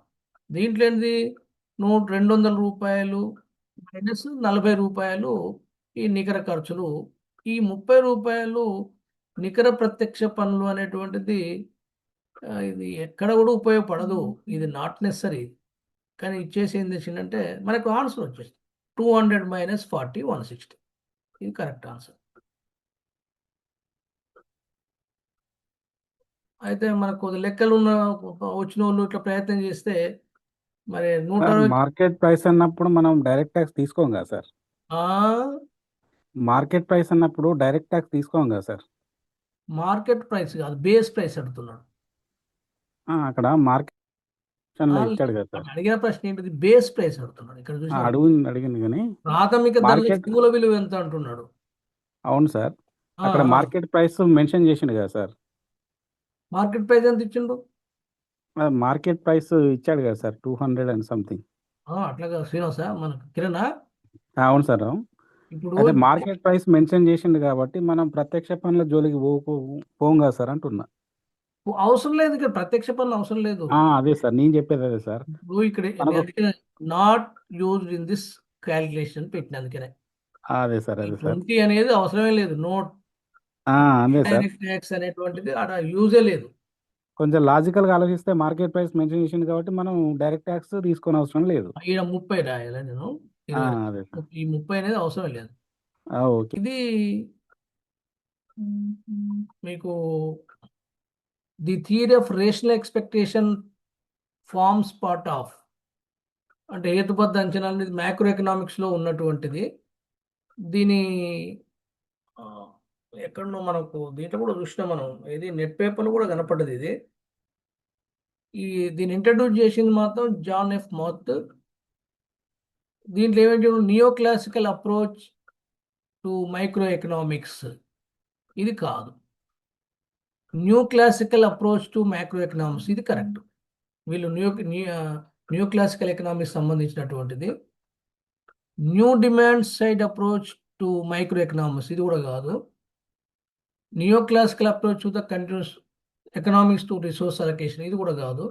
అంటే మనకు ఏంటంటే ఇది new classical economics concept, rational expectation అనేటువంటి రేషనల్ ఎక్స్పెక్టేషన్ కూడా మనకు మైక్రో ఎకనామిక్స్లో సిలబస్లో ఒక భాగం. అతను చెప్పినటువంటి దీన్ని చెప్పిన కాన్సెప్ట్ ఏంటంటే జాన్ ఎఫ్ మోట్తో సంబంధించినటువంటిది. ఈ రేషనల్ ఎక్స్పెక్టేషన్ సంబంధించిన థియరీస్ కూడా చదివితే దాంట్లో మనకు న్యూ క్లాసికల్ సంబంధించిన కాన్సెప్ట్ కొంత డెవలప్ చేసుకుంటే మళ్ళీ ఎట్లన్నా ప్రశ్న అడిగినప్పుడు దాన్ని మనం రాయడానికి వీలుంటుంది. ఇకపోతే ఇంకొకటి అడిగండి. ఇక ఇది మైక్రో ఎకనామిక్స్కి వెళ్ళి క్లాసికల్ సంబంధించినటువంటి ప్రశ్న ఇది. According the classical employment theory, if the present real wage is more than the equilibrium wage rate, real wage equilibrium rate కంటే కూడా ప్రస్తుత వేతన రేటు ఎక్కువ ఉంటే ఏమవుతుంది అని అడుగుతున్నాడు. అంటే సాంప్రదాయ ఉద్యోగిత సిద్ధాంతం ప్రకారం సమతౌల్య వాస్తవిక వేతనం కంటే ప్రస్తుత వాస్తవ వేతనం ఎక్కువ ఉంటే ఎటువంటి పరిస్థితి? శ్రామిక డిమాండ్ శ్రామిక సప్లై కంటే ఎక్కువగా ఉంటుంది. ఒకటి, శ్రామిక సప్లై కంటే శ్రామిక డిమాండ్ కంటే శ్రామిక సప్లై ఎక్కువ ఉంటుంది. శ్రామిక డిమాండ్ రేఖ ఎక్స్ అక్షానికి సమాంతరంగా ఉంటుంది అనేది వాడు 4 ఆప్షన్స్ ఇచ్చిండు. మరి ఒక లాజికల్గా demand for labour, supply labour ఇచ్చినాం, ఒక రేట్ తీసుకున్నాం, వాస్తవిక ఒక వేతనాన్ని తీసుకుని డబ్ల్యూని ఈ ప్రజెంట్ వేతనం, ఈ రెండు డిమాండ్ సప్లైలు, శ్రామికుల యొక్క డిమాండు శ్రామికుల సప్లైలు సమతౌల్యమైనటువంటి ఈ వేతనాన్ని మనం డబ్ల్యూగా చెప్పుకున్నాం. ఇక్కడ డబ్ల్యూగా దీనికంటే ఎక్కువ ఉంటే ఏమైందని మన ప్రశ్న. చూడండి ఇక్కడ, according to the classical employment theory, if the present real wage is more than the equilibrium real veg. ఓకేనా? ఈక్విలిబ్రియం రియల్ వేజ్ ఎంత? డబ్ల్యూ. ఇది equilibrium real wage. Equilibrium real veg ఎట్లా తెలిసింది మనకు? అది దాని ఈక్విలిబ్రియం రియల్ వేజ్ ఎట్లా అన్నాం మనం? Labour supply equals to labour supply demand, అంటే లేబర్ సప్లై లేబర్ డిమాండ్ సమానమైనప్పుడు అక్కడ డబ్ల్యూ ఉంది కదా, డబ్ల్యూ అని ఏమంటున్నాం మనం? ఈక్విలిబ్రియం వేజ్ అన్నాం మనం. దీనికంటే కనుక మార్కెట్లో అప్పుడు డబ్ల్యూ1 ఉంది అనుకోండి, అంటే ఇది 100 రూపాయలు ఉంది, వారికి ఫిక్స్ అయింది. ఈ 100 రూపాయలు ఈక్విలిబ్రియం వేజ్ రేటు. 120 కనుక మార్కెట్లో ఉంటే ఒకవేళ వేజ్ రేట్ ఏమైంది? అప్పుడు ఆటోమేటిక్గా వీళ్ళ యొక్క లేబర్ సప్లై పెరిగిపోయింది. చూడండి, లేబర్ సప్లై ఎందుకంటే వేతనం ఎక్కువ ఉంది కాబట్టి ఈ సప్లై రేఖని ఇక్కడ తీసుకుంది. అప్పుడు supply more than demand, demand ఎంత ఉంది? ఇక్కడ డిమాండ్ ఉంటే ఇక్కడ ఈ గ్యాప్ అంతా కూడా అన్ఎంప్లాయ్మెంట్గా దారితీస్తుంది. అందుకనే శ్రామిక డిమాండ్ కంటే శ్రామిక సప్లై ఎక్కువగా ఉంటుంది అనేది మనకు. ఎప్పుడైతే రియల్ వేజ్ కంటే కూడా ఈ రియల్ వేజ్ ఏం real wage equilibrium real veg దీనికంటే వేజ్ రేటు ఎక్కువ ఉంటే అప్పుడు శ్రామిక సప్లై శ్రామిక డిమాండ్ కంటే ఎక్కువ ఉంటుంది. ఇదే కదా, శ్రామిక డిమాండ్ కంటే శ్రామిక సప్లై ఎక్కువగా ఉంటుంది. Supply of labour exceeds the demand for labour.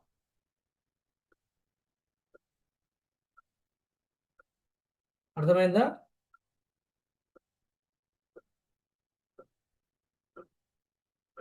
అడిగిన ప్రశ్నను ఓకే. రేఖపటం ద్వారా చూసిన అర్థమైందా అంటున్నా. Okay sir. ఓకే. ఓకేనా? ఎవరు సపోర్ట్ ఓకే చేస్తున్నారు? సార్. No response.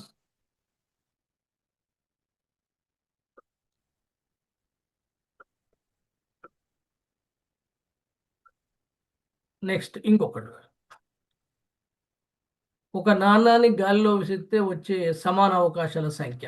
ఇదేగా మనం పెట్టింది ఒకటి ఛాలెంజ్ కింద పెట్టాము ఇది.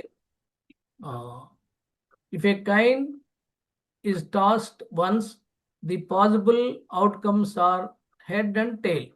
Number of equally likely cases 2 అని ఆన్సర్ ఇచ్చినాము. వాడు 3 ఇచ్చిండు, దాంట్లో 3 తప్పుది, 2 కరెక్ట్. ఇది సింపుల్గా ఏంటిదంటే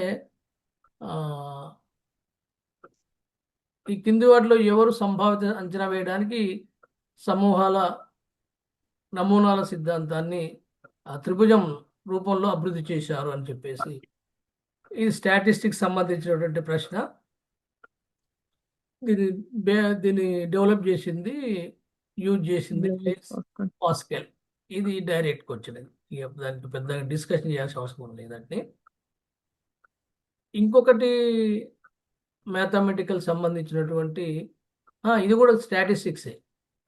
What is the value of geometric mean given the value of x1 is equal to 4, x2 is equal to 8 and x3 is equal to 2? ఉన్నప్పుడు దీంట్లో ఏమడుగుతున్నాడు? జామెట్రిక్ మీన్ ఎంత అని అడుగుతున్నాడు. జామెట్రిక్ మీన్ సూత్రం ఏంటిది?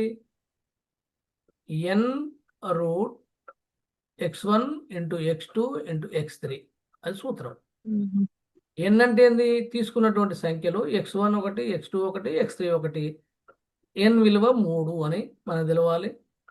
x is equal to 4, x1 is equal to 4, x2 is equal to 8, x3 is equal to 2. అవన్నీ కూడా ఈ విలువల్ని ఇక్కడ ప్రతిక్షేపించినటువంటి. n is equal to 3 అంటే నెంబర్ ఎన్ని తీసుకున్నాము? x2 x3 అనేవి ఈ 3 కాబట్టి దీని x1 విలువ 4, x2 విలువ 8, x3 విలువ 2 కాబట్టి ఈ మొత్తము 32 64 రూట్ క్యూబ్ రూట్. ఇది క్యూబ్ కాబట్టి 3 అంటే క్యూబ్ ఎట్లా వస్తాం మనము? 4 4 16, 4 64 అంటే దీని క్యూబ్ రూట్ ఎంత అంటే 4. ఈ 4 ఈజ్ ద ఆన్సర్. అంటే 3 సార్లు గుణిస్తే 24 వస్తుందని చెప్పటం. ఇది ఆన్సర్. ఇది కూడా దేనికి తీసుకొని చెప్పండి. ఏ పార్ట్? Statistics. స్టాటిస్టిక్స్. ఇంకొకటి చూడండి, తులనాత్మక ప్రయోజన సిద్ధాంతం ప్రకారం ఒక దేశం ఒక వస్తువును ఏ పరిస్థితిలో దిగుమతి చేసుకోవాలి? తులనాత్మక సిద్ధాంతం ఎవరు చెప్పండి. రికార్డ్. Ricardo. అబ్సల్యూట్ థియరీ ఎవరు చెప్పిండ్రు? Adam Smith. Adam Smith. Adam Smith. అంటే తులనాత్మక అంటే ఇప్పుడు కంపారిటివ్ అడ్వాంటేజ్లో మనం తక్కువ ఖర్చుతో తయారు చేసే వాటిని మనం ఎగుమతి ఎక్కువ ప్రొడ్యూస్ చేసి ఎగుమతి చేయాలి. ఎక్కువ ఖర్చుతో తయారైనటువంటి వాటిని మనం ఏం చేయాలి? దిగుమతి చేసుకోవాలి అనేది ఆ కంపారిటివ్ అడ్వాంటేజ్ సిద్ధాంతంలో మనకు రికార్డు చెప్తాడు. అయితే ఇక్కడ ఎటువంటి ఖర్చు అండి ఒకసారి చదవండి. According to the law of comparative advantage, a country can import a commodity in which it's అంటే ఎట్లా ఉన్న పరిస్థితిలో చేసుకోవాలంటాడు. సింపుల్గా మనకు అర్థమైంది ఇక్కడ. ఎక్కువ ఖర్చు ఉన్నటువంటి వాటిని దిగుమతి చేసుకోవాలి, తక్కువ వ్యయంతో ఉత్పత్తి చేసేటువంటి వాటిని ఎగుమతి చేయాలని. ఇక్కడ దిగుమతి చేసుకోవాలన్నటువంటి అబ్సల్యూట్ డిసడ్వాంటేజ్ ఇస్ గ్రేటర్. అంటే మనకు డిసడ్వాంటేజ్ ఉన్నటువంటి వస్తువులకు ఎక్కువ మనకు ఉంటుంది అనుకోండి, వాటిని తయారు చేయడానికి, అటువంటి వాటిని దిగుమతి చేసుకోవాలి. Absolute advantage is greater. ఎక్కువ అడ్వాంటేజ్ ఉన్న దిగుమతి చేసుకుంటే ప్రయోజనం లేదు కదా. అబ్సల్యూట్ డిసడ్వాంటేజ్ గ్రేటర్, డిసడ్వాంటేజ్ ఎక్కువ ఉంటేనే. అబ్సల్యూట్ డిసడ్వాంటేజ్ స్మాలర్, తక్కువ ఉండాలి. అబ్సల్యూట్ అడ్వాంటేజ్ ఇన్ఫినిట్, అనంతంగా ఉండాలి. కాబట్టి మనకి ఇక్కడ ఉన్న సూట్ అయ్యేటువంటిది ఆప్షన్ ఏంటిది ఇక్కడ, అబ్సల్యూట్ డిసడ్వాంటేజ్ ఈజ్ గ్రేటర్ ఉండాలి. అంటే మనకు ఆ వస్తువు తయారు చేయడానికి డిసడ్వాంటేజ్ ఉంటే అటువంటి వస్తువుని మనం దిగుమతి చేసుకోవాలనేది. ఇది ఏ ఏరియాకి వెళ్ళి వచ్చింది మనకి? ఇది ఇంటర్నేషనల్ ఎకనామిక్స్. ఇంటర్నేషనల్ ఎకనామిక్స్కి వెళ్ళి వచ్చింది. కనీసం మనం ఎక్కడికి వెళ్ళి వచ్చిందని, ఇది కూడా ఇంటర్నేషనల్ ఎకనామిక్స్కి వెళ్ళి వచ్చింది. ఇది కూడా ఇంకొకటి, the tendency of a nation trade balance to first deterioration before improving as a result of devaluation is called. అంటే ఏదన్నా ఒక దేశం తన యొక్క కరెన్సీ విలువను తగ్గించినప్పుడు మనకు మొట్టమొదటిలో ఏమైందంటే, మన కరెన్సీ విలువ పడిపోయినప్పుడు దిగుమతులు మనకు తగ్గిపోతాయి. దిగుమతి ఎందుకంటే వాటి ధరలు ఎక్కువైతాయి కాబట్టి మన కరెన్సీలో వేరే దేశం వస్తువులు దిగుమతులు తగ్గించుకోవడం అనేది ఒకటైంది. రెండవది ఏంటిది, నెక్స్ట్ పేజ్ ఏమైంది, ఎగుమతులు పెరిగిపోతాయి. ఎందుకంటే మన వస్తువులు వాళ్ళ కరెన్సీలో తక్కువ దొరుకుతాయి కాబట్టి మన ఎగుమతులు పెరుగుతాయి. అంటే ఇక్కడ ఒక ఫిగర్ ఇచ్చారు చూడండి. ఫస్ట్ ఎఫెక్ట్ ఏమైంది ఇక్కడ, ఇంపోర్ట్స్ డౌన్ అవుతాయి. చూడండి ఇక్కడ ఇంపోర్ట్స్ డౌన్ అయినాయి, వెంటనే ఎక్స్పోర్ట్స్ నెక్స్ట్ ఫేజ్ ఏమైనాయి, ఎక్స్పోర్ట్స్ పెరిగినాయి. కాబట్టి ఇది ఏ ఆకారం ఉంది చెప్పండి, జే షేప్. ఇంపోర్ట్ తగ్గినాయి. The tendency of a nation trade balance to first deteriorates before improving as a result of devaluation is called. అంటే డిటరేట్ కాకముందు తర్వాత నెక్స్ట్ వచ్చేటువంటి ఫేజ్ ఏంటిది, ఇక్కడ దిగుమతులు పడిపోతాయి. వెంటనే మన కరెన్సీ విలువ తగ్గడం వల్ల మన వస్తువులు వాళ్ళకి చీప్ అవుతాయి కాబట్టి ఎగుమతులు కూడా పెరిగిపోతాయి. ఎక్స్పోర్ట్స్ పెరిగినాయి కాబట్టి ఇది జే కర్వ్ ఉంటుంది.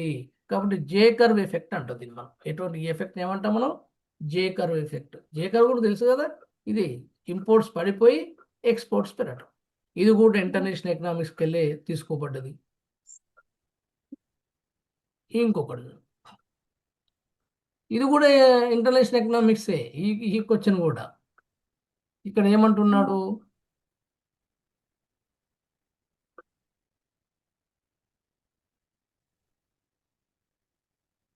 marginal propense to save is 0.20, foreign trade multiplier is 2. What is the value of marginal propense to import?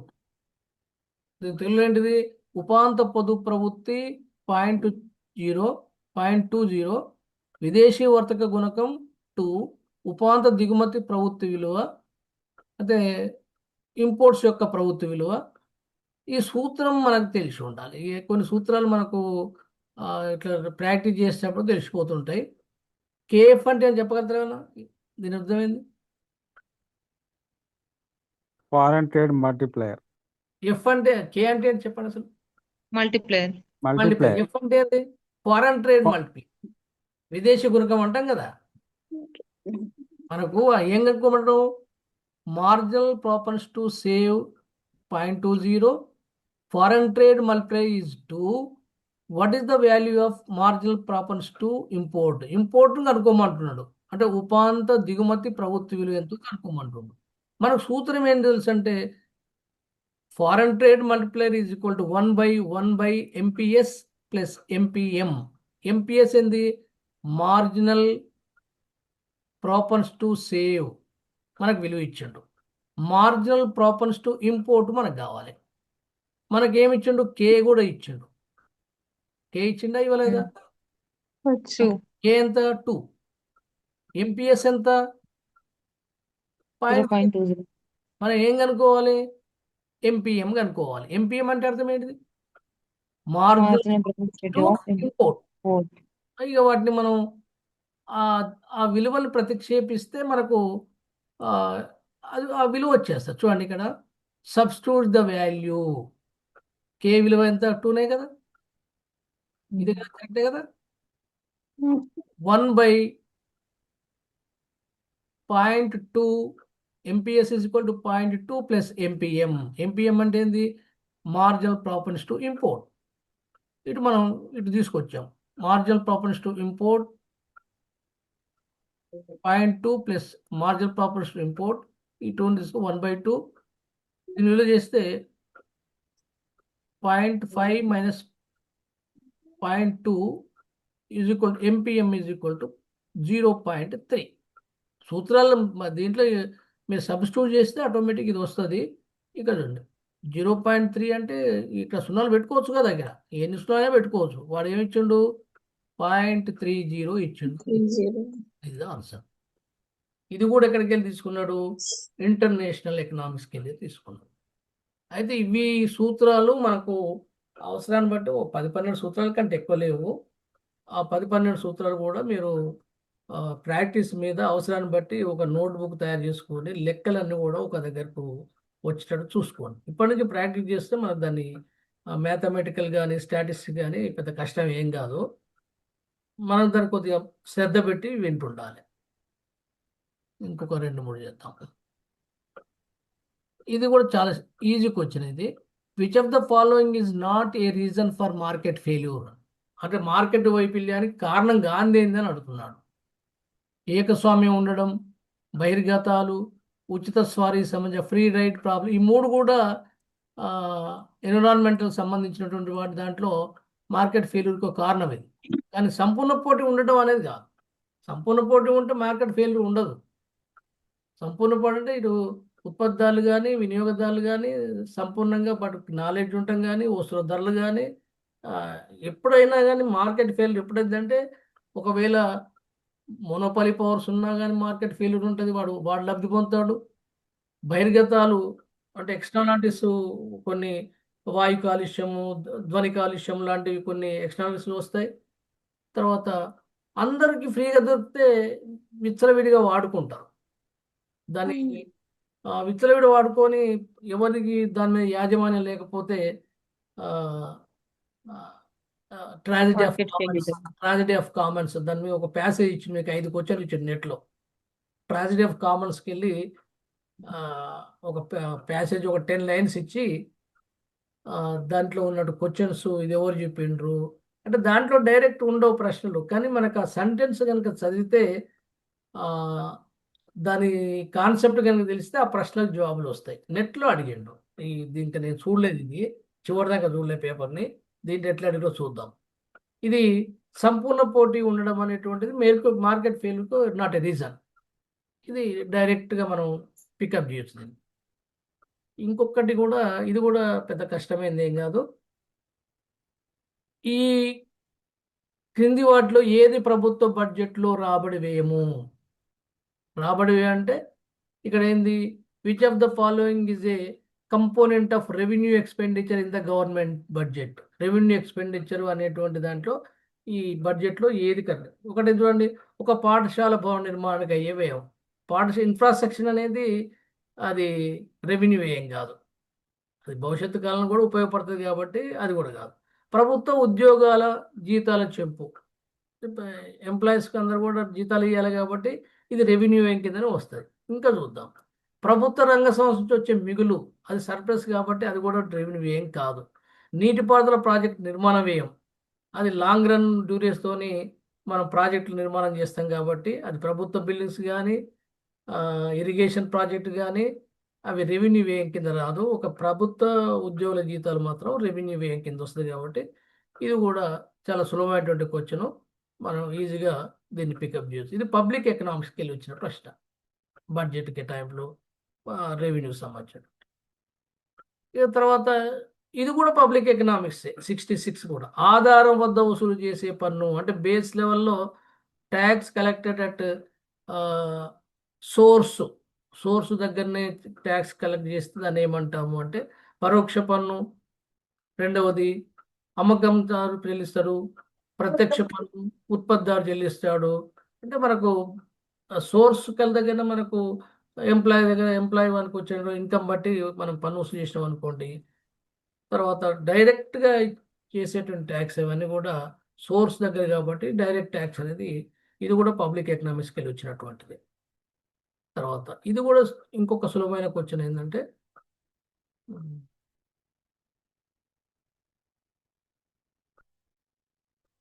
జేమ్ mayor ప్రకారం ఒక దేశ వాస్తవ తలసరిలో ఎప్పుడూ వచ్చే పెరుగుదల ఆర్థికాభివృద్ధి ప్రక్రియను తెలియజేస్తుంది. అంటే ఎప్పుడు అది ఏమంటాడు, దీర్ఘకాలంలో ఒక దేశ వాస్తవ తలసరి ఆదాయంలో వచ్చేటువంటి పెరుగుదలని మనకు డెవలప్మెంట్కు ఈ సంకేతంగా మేయర్ చెప్తాడు. స్వల్పకాలంలో కాదు, దీర్ఘకాలంలో ఎగ్జాక్ట్ ఆన్సర్. మార్కెట్ కాలం అనేది దీనికి సంబంధం లేదు. ఇన్ వెరీ షార్ట్ పీరియడ్ అతి స్వల్పకాలిక మార్కెట్ అనేది కూడా ఇది సరైన సమానం కాదు. స్వల్పకాలం, మార్కెట్ కాలం, అతి స్వల్పకాలం అనేటువంటిది ఇర్రెలవెంట్ ఆప్షన్స్. దీర్ఘకాలంలో తలసరి ఆదాయంలో వచ్చేటువంటి అది కూడా ఎటువంటి తలసరి ఆదాయం?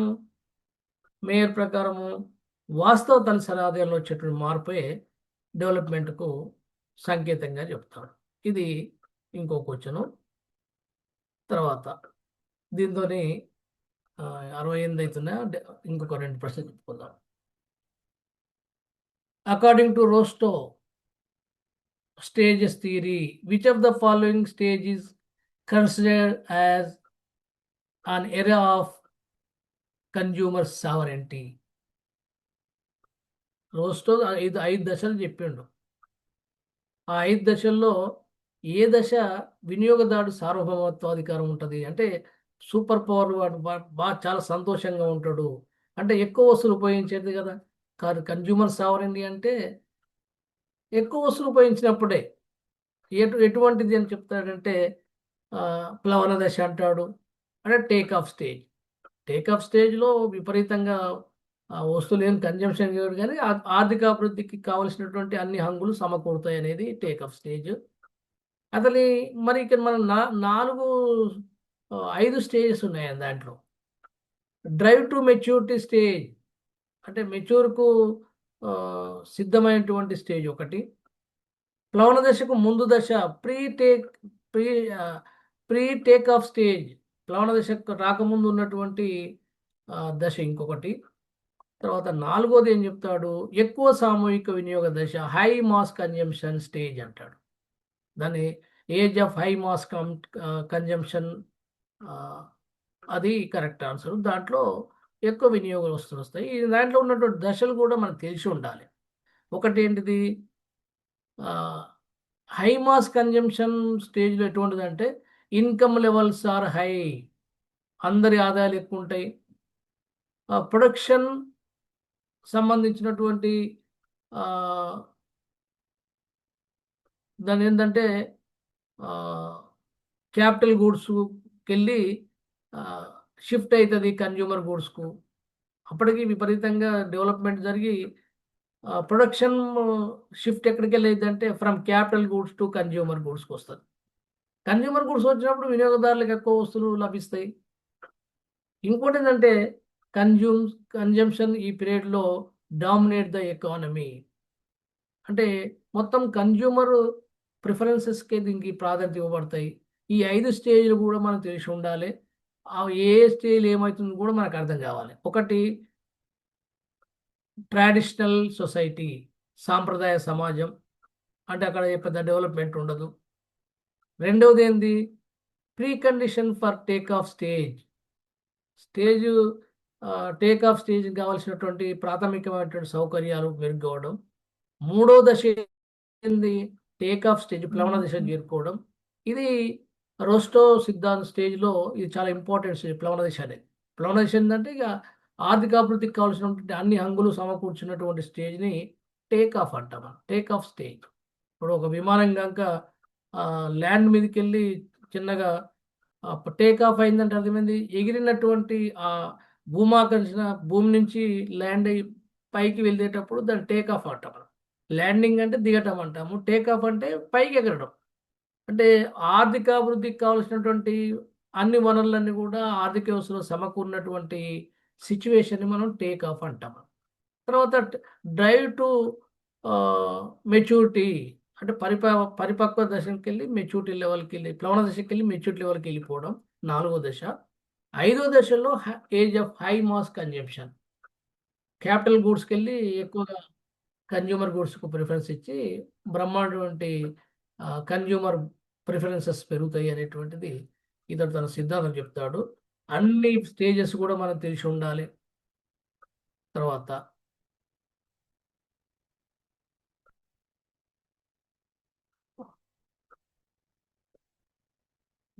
ఇదే చూద్దాంలేండి. 69 మిగతా ఒక సుమారుగా ఎన్ని వీలైతే చూద్దాం. చేసి పెట్టిన అన్ని కూడా ఇది కూడా చిన్నదే.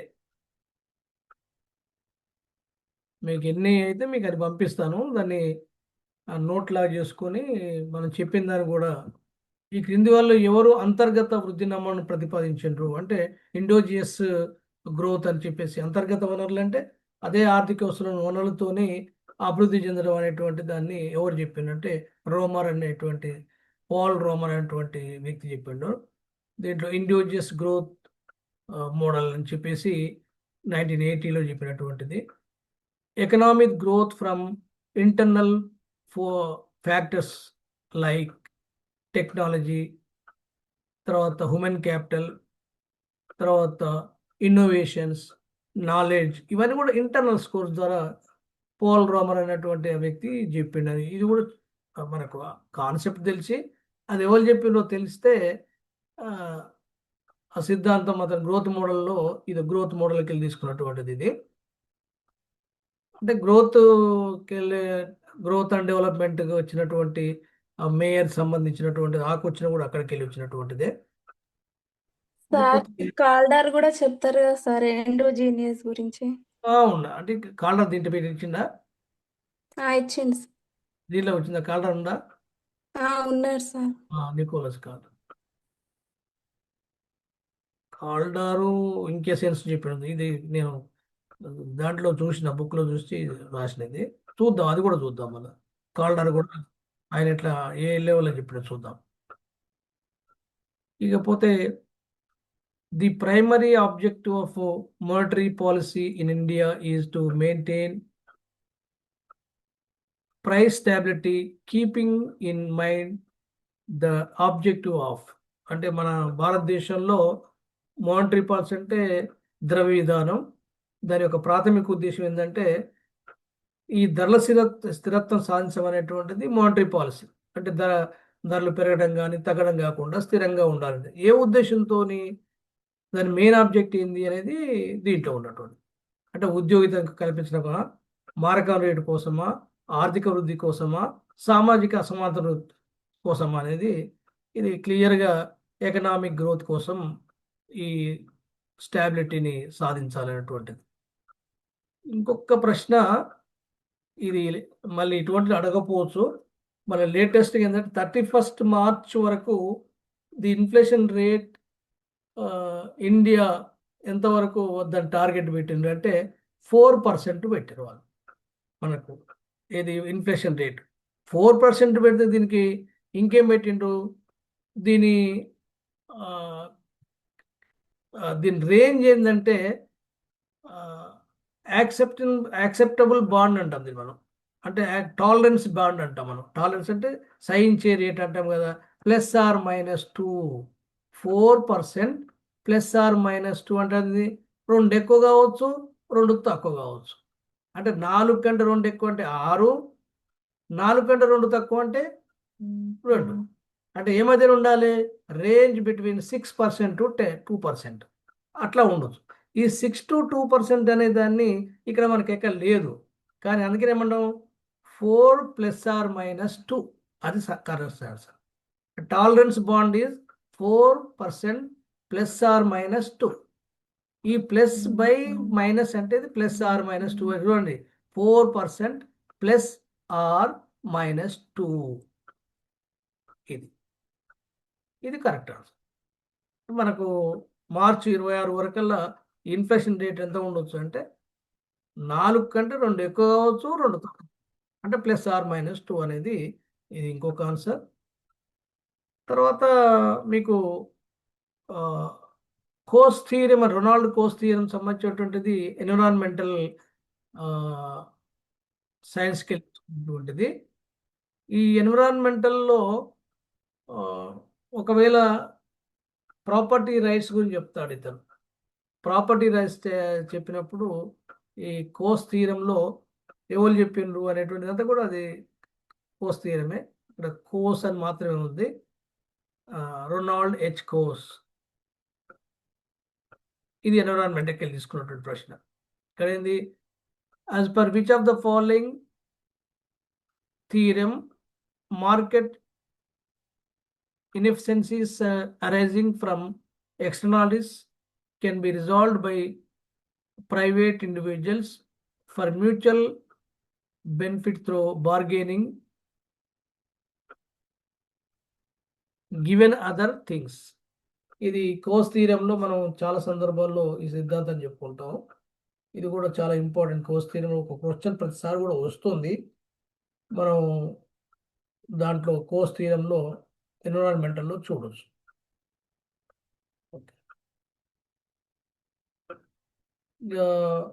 డెమోగ్రఫీకి సంబంధించినటువంటి ప్రశ్నలు కూడా నేను చూసిన. ఇక 73కి వెళ్ళి మనం రేపు 100 వరకు అది క్లోజ్ చేసుకుంటాము. అయితే ఇక్కడ ఏంటిదంటే మళ్ళీ నేను దీని వీడియో మీ దాంట్లో డౌన్లోడ్ చేసిన తర్వాత పంపిస్తాను. ఈ నోట్స్ కూడా పంపిస్తాను. మీరు కూడా పీజీ చేసినటువంటి వాళ్ళు కాబట్టి కొంచెం ఏమైనా డౌట్స్ ఉన్నప్పుడు చూసి మీకు అర్థమయ్యేటువంటి భాషలు రాసుకోండి. తెలుగులో కాకుండా ఇంగ్లీష్లో రాసుకోవాలి. ఇంకేమైనా సందేహాలు ఉంటే అడగండి.